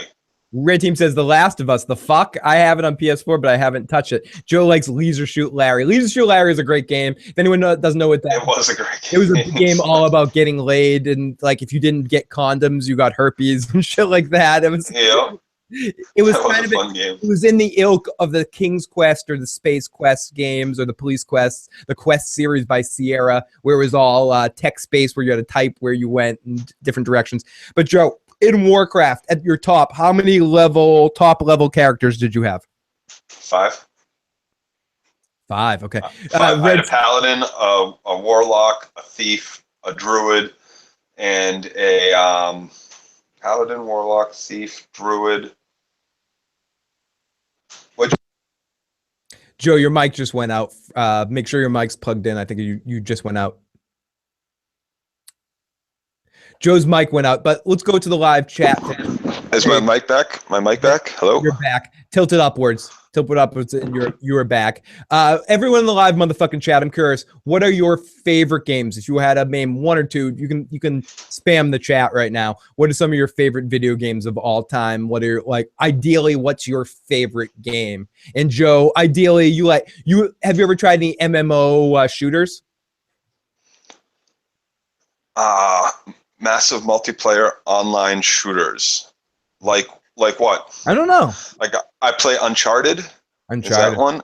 When I had the Xbox 360, I played a lot of Halo 4. But I didn't like Halo 4 as much as I like Uncharted or The Last of Us multiplayer. Last of Us is 4-on-4 games, and Uncharted 4 is 5-on-5 games. I also like the entire Uncharted series as far as storyline and story modes went. I thought those were really good. So let's go into the live chat, motherfucking chat here. Claudio says the feels of the... Oh, the Telltale games, too, I think are fucking fantastic. The Game of Thrones game, the Walking Dead games. They also had a Borderlands game, the Back to the Future was their weakest, but I've played almost all the Telltale games. I think they're all amazing. In fairness, Joe, Back to the Future was their first one. They were still figuring out their formula. I think of it almost as Walking Dead and Future was their modern style of the Telltale. A Wolf Among Us. Yep. That's one of their other ones. Really good. That's a really good. That was maybe the best one of them all. Brooke Blackman says The Last of Us ending was fucked out with so many emotions. Mucho. Yeah, it was great. It's unbelievable. Let's go in the live motherfucking chat and see some of their favorite games. Oh, someone said in the live motherfucking chat, they had The Last of Us on their PlayStation 4, but they've never touched it or looked at it. When I bought my PlayStation 4 originally, it came with the digital download. It was bundled with it, and I didn't play it. I ignored it because I wanted to play. I forget what game I had gotten with it that I was interested in playing, so I played the story mode, and I had GTA 5 at the time, so I was just interested in transferring over my 360 account to my PlayStation 4 and continuing just to play GTA. And I ignored it. And then someone was like, dude, you should really play that. It's a really good game. It won Game of the Year.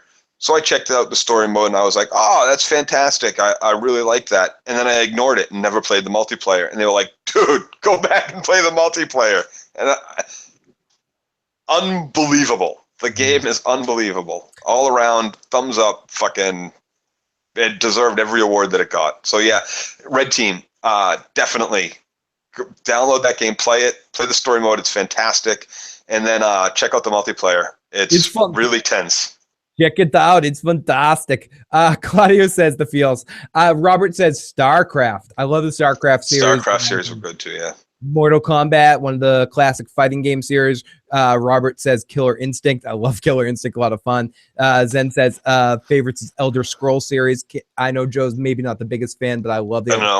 I love Skyrim specifically, and Morrowind is one of my favorites. Claudio says Dark Souls, Shadow of the Colossus, Last of Us. Atari Dad says Okami on the PlayStation 2. Hard fucking game. Was that the one you turned into a wolf? That game made me cry tears of joy. That game alone, if that's the game you're talking about. What game? It's called Okami on the PlayStation 2. Way the Samurai is one of my favorite PlayStation 2 games, a hidden gem. Okami is a game where it's the game he's talking about. You turn into a white wolf. It kind of ruined Twilight Princess for me because it was way better than Twilight Princess. Mario World, great game, Claudio. Master of Orion was great. I want to talk about fighting games for a second. Yep. Like Mortal Kombat and Soul Calibur and let me just clear Fighter. Let me just clear the chat and then get into it. Morrowind, Street Fighter says Claudio. Zen says classic. Baldur's Gate says Robert. Game of Thrones Telltale says DJ11. Joe likes Star Wars KOTOR, Knights of the Old Republic, absolutely. Best game of all, one of the best games of all time. Red Walrus, Ocarina of Time, Majora's Mask. Awful game. Fuck you. Fuck you, die slowly, Joe. KOTOR, gross. I hope my 4-4 make sure your kids don't grow. If there's any franchises, do you think you guys need the Telltale treatment? Oh god, there's so many ones that need it.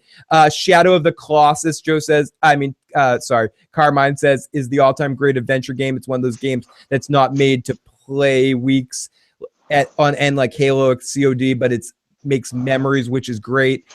Islander is one of my favorite games of all time. It was Gradius. Mortal Kombat 9. Soul Calibur was great. Oblivion. Patricia says, Zen says Oblivion. Oh, Oblivion. We get a lot of Oblivion talk. Hadouken, Street Fighter. So that's when Soul Calibur came out and was big in the arcade. Joe, sorry, but Soul Calibur, but Joe, fuck you about KOTOR right here. Oh, come on. No, his KOTOR. Come on, Joe. I downloaded it. You can play it now. Apparently, Androids are powerful enough to play this game, and you can download it for your Android phone or your Kindle Fire, and you can play KOTOR on that.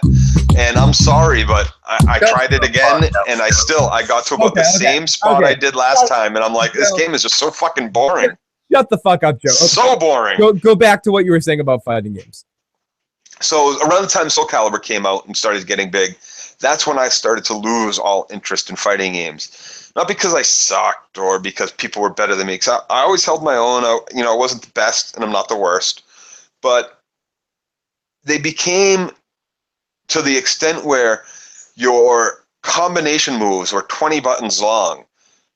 So it just, to me, those games became all about smashing your controller, smashing the console in front of you if you're playing at the arcade. It made me lose all kind of respect for any of the fighting games because most people can hold their own just by smashing the buttons, just by doing that. And so after you get through the original kind of Street Fighters and Mortal Kombat games, Mortal Kombat 1 and 2 or whatever, I'm done with them. I don't play them anymore. They're not really that fun or interesting to me anymore. The only fighting game you really play too much is Smash Brothers, right? Smash Brothers is a completely different animal as far as fighting games go. The way they do it, most of those fighting games are one-on-one, right? Or they're 2-on-2 tag team style or something like that, where you control both characters, and you knock them out and that's it. Smash Brothers, it's one-on-one, it's 2-on-2, it's free for all, and it's how many times do you kill them versus stock or timed match. There's so much more involved in Smash Brothers than just your Mortal Kombat and your Soul Calibur games offer you. That it's a completely different style fighting game. That's why it's the best fighting game. Also, it pulls in all these different genres. Isn't there a Disney one like that too? Kind of a fighting game. Diaz in the live chat was asking about the PS All-Star Battle Royal one. Is another Smash Brothers clone. I don't think I've ever played. The only other Smash Brothers clone I played was the Ninja Turtles one. It was called Ninja Turtles Smash 'em Up or something like that. I think you might have played that at my house a couple of times. It was like Smash Brothers clone. There's a bunch of Smash Brothers clones that came out from it. It's a unique fighting style. I like the Street Fighter games. Street Fighter is probably my next go-to franchise of fighting games. I think I agree with what you're saying to a certain extent, Joe, when it comes to casual people playing it. I hate to use that kind of term, but when it comes to like people that know all those moves, they can just dominate people that are mashing. Right. And apparently that is true. And one of the things that separates, the Smash Brothers from that is all the characters have the moves look different and they do different things on screen, and they have different, like your over B might not be as strong with one character as it is another, but they all have the same button move layout. Yeah. Right? And for the style attacks and stuff. So they do different things, like your over or up might be a throw a bomb or whatever, whereas, Seamus's is shoot a gun. Yeah. No. Or Firefox would be, shoot a gun. And so I love how it's different, but it's the same. I love how you called Fox Firefox, like the internet, the search the engine, the search engine, engine Firefox. Star Fox, I mean, yeah, Star Fox. But I know what you mean. Donkey Kong 64, great game. Symphony of the Night, Chrono Trigger, all amazing games. Great fucking classic RPG games. I'm a big fan of. There's so many amazing games throughout history. And thank everyone for sharing your games. I know Joe probably has to go. I've kept Joe way longer than I probably should, but we'll definitely do more podcasts like this where we just talk about random shit. They're a lot of fun. And thank to everyone in the live motherfucking chat for joining us tonight, and everyone that stuck with us after the Walking Dead recap to have this discussion. I know I should probably let Joe go right now, right, Joe? Yeah, it's getting time. It's about Katie that time. wants to watch some shows with me. Okay, so it's about that time, everybody. So if you haven't already and you enjoyed this podcast, please hit the like button. Please hit the subscribe button. Thank you to everyone in the live motherfucking chat for all the support tonight. You guys are fucking awesome as always. And if you, of course, thank you. Yeah, and Joe and I will be back next week to talk some more Walking Dead. This week might be a little lighter than usual because I have to deal with some more family kind of situations this week, but I will try to be on at least once or twice during the week a little bit for even some quick casts and stuff like that. So, and if anyone hasn't already, subscribe to Dirty Issues. Joe is doing some Horizon Zero Dawn playthroughs, and I'm doing some Zelda playthroughs if anyone wants to watch those. I get pretty crazy at the end of those Zelda, and I start getting, it's almost like a drunk guy confessing at the end, or I would start talking about my life. And then my life is this. I get pretty silent at times. I have a tough time maintaining a dialogue just to the TV without somebody in the chat trying to pull it out of me, like Al. You feel a little insecure about the video game streaming? I feel a little insecure about the video game streaming sometimes. I don't think I'm good. No, I just can't I just start focusing on okay, I gotta go get this next flower. All right. Mm-hmm. I just get lost in the game, and yeah, it's tough to keep talking. Yeah, randomly talking while I need the interaction of somebody in the chat on the side, like Al Red Sox fan comes in and asks me questions and gets me talking and stuff. And then sometimes I'll be too into the game. I won't even see the chat on the side of the screen. I'm just playing. Yeah. So you can come and you can zen out with me watching me do what I'm doing, or join in the chat and let's get the going. I'll warn you though, if you're hoping for some Joe rants, you're not gonna get it. You're not gonna get Joe rants on that, no. Not unless you pull them out of me in the chat and start asking me my opinions about stuff and hit on a nerve. But for the most part, it's like Joe Zen Gaming and stuff, like not Zen in the chat, Joe Zen Gaming. Joe, you're definitely gonna see me in those chats, man. Yeah, I mean, they're very chill, but it's our kind of like where we do all our game streaming, and I'm doing Zelda right now. Taka's doing some the Brohawk blog and some streaming of his own. He just got For Honor, so he'll be doing some sword fighting there, and also doing the Into the Badlands reviews over there as well. So if anyone wants to check out that channel, definitely do. Tony Hawk's Speaker. Phil, if anyone sends mean comments to you, do what Ego Fur does. Read the post in the voice of Dale Gripple from King of the Hill. I'll do it in the way of Burnout.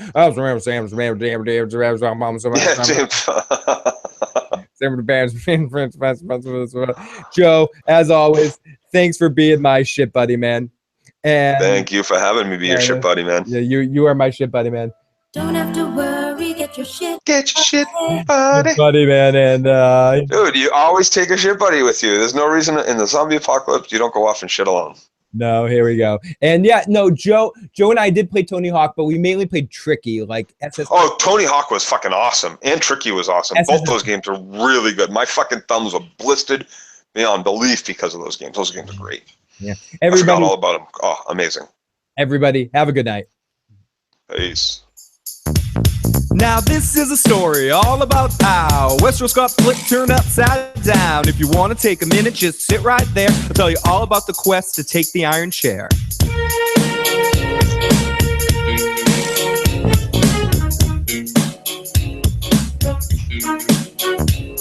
In the fingers, born and raised, wanna fuck Catelyn Tully most of his days. Chilling on the council, relaxing and cool, plotting his schemes. The Ashers he will rule when a couple of Lannisters that were up to no good. So he started spreading rumors in the neighborhood. Bran got one little peek, Cersei got scared. Jaime pushed him out of the tower, he was physically impaired. Whistled for a raven when it came near. The parchment just read it was the rings of Castamere. If anything, I could hope that winter is near, but I thought, now forget it, yo, crow to the chair. They pulled up to King's Landing, season 7 or 8. Yelled to the king, got your home, smell you later. Looked at my kingdom, I was finally there to sit on my throne as the rightful true heir.